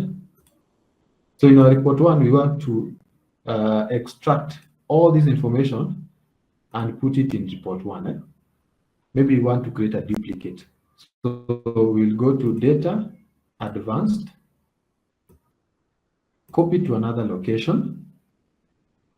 The list range is now the source, which is dataset one. Dataset one. Select the entire worksheet from this corner. So this corner will help me to select the entire worksheet. Then there's no criteria to follow. There are no instructions on which columns to pick. We want everything. So we go to copy to there, and then we click on OK. So that is the fastest way to copy and the easiest way to move huge data sets. If I click on OK, very fast, I have dataset one, a copy of it. I now have it in report one. Okay. So it's an easier way to move information because it does not require you to copy the information in the clipboard memory. Okay. But when you say copy, when you say control copy, that information temporarily is normally captured here. So by the time you go to paste, it might even lag and bring you problems. So that is as far as using the advanced filter command is concerned. I wanted to do that one so that we can be able now to get into or to wind up now using the functions. We do a bit of introduction on functions. I don't know if there's any question with regards to that. Is there any question with regards to using the advanced filter? Is there any input? Anybody maybe has another technique? Feel free to ask.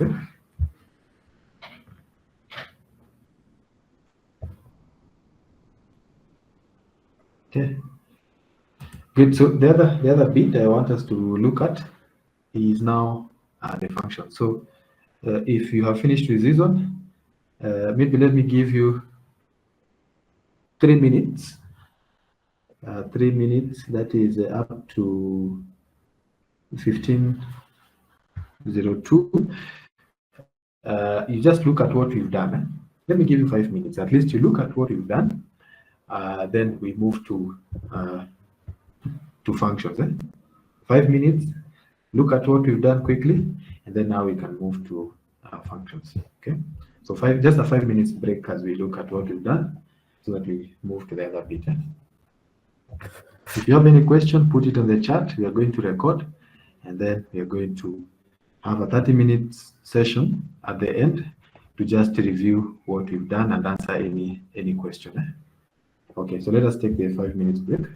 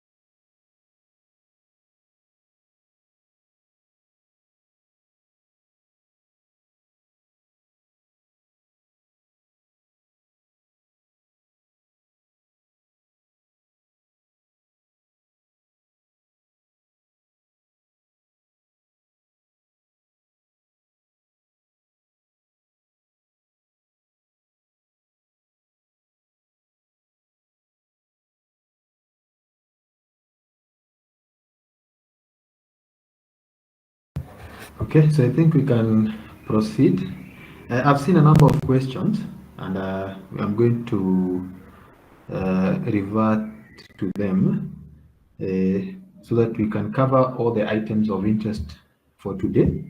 Then we can have a Q&A session, which can maybe extend for those who will be able to extend it. Like, for example, I've seen a question on what are these unique items that we are presenting.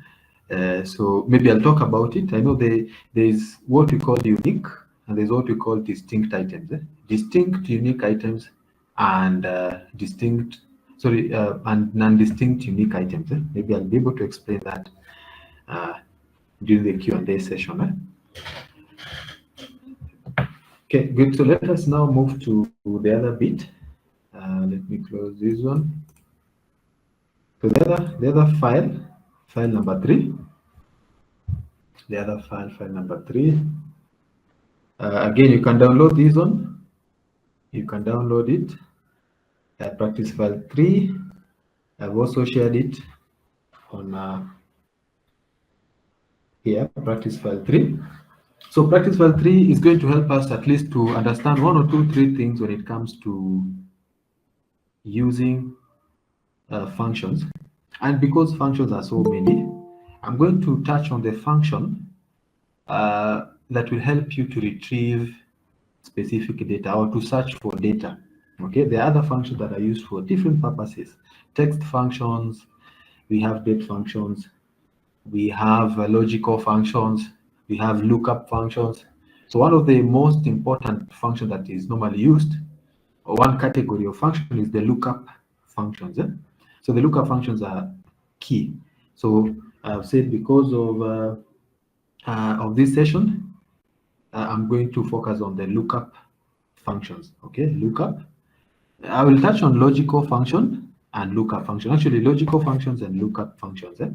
So if you download this practice file 3, and later on you can download assessment 2, because they go hand in hand. Actually, practice file 3 is just a small extract of assessment 2. Assessment 2 is now where there is a larger data set, and practice file 3 is just a smaller data set. So practice file 3 here, which I'm going to use for demonstration. You can see we have parameters, the parameters worksheet, and something maybe that is noteworthy is that in any worksheet or any workbook that I've presented, you've seen I've created an extra worksheet, and I'm calling it parameters. Even when we were extracting data, we had an extra worksheet that we were calling parameters. So it is good practice, by the way, to always have parameters separated. So if it is criteria that you're defining, those criteria that you've defined, have them somewhere in your parameters worksheet. Okay. So don't define parameters in your data set. Define them in the parameters worksheet. So in this practice file 3, I have some parameters here, and you can see here rates for payment of commission. We have amount 0 to 2,000, 5%. 2,000, 4,000, like that. 8,000 and above, 15%. And if you go to dataset 1, we can see we have the dates for the transaction. Remember, this is just an extract of the assessment 2 for the purposes of demonstration. So we have the salesperson, we have the item, we have the amount, receipt number, and then we have the commission. Okay. So if we are told to compute commission based on the parameters, okay, if we are told to compute commission based on parameters, look at the parameters. If the amount of transaction was between 0 to 2,000, we pay 5% here. So the commission value here should consider the amount and the parameters. So the amount of commission that we are going to pay, whether it is 5%, 2%, like that, should be based on the parameters. Okay. How can we go about this one? So there are so many techniques. The technique that I want to show you is where we use a logical formula or a logical function. Okay. Actually, before I even get into so many terminologies and such, when you talk about a formula is any expression. Okay? Any expression, it can be mathematical, non-mathematical, that has logical operators. Okay, it has arguments, and there's an intended outcome, or there's an expected outcome. So that is a formula, an expression, which can be mathematical or non-mathematical, which has logical operators that includes the equals, the greater than sign, the less than sign. It can also include special characters such as the asterisk, the opening and the closing speech marks, the commas.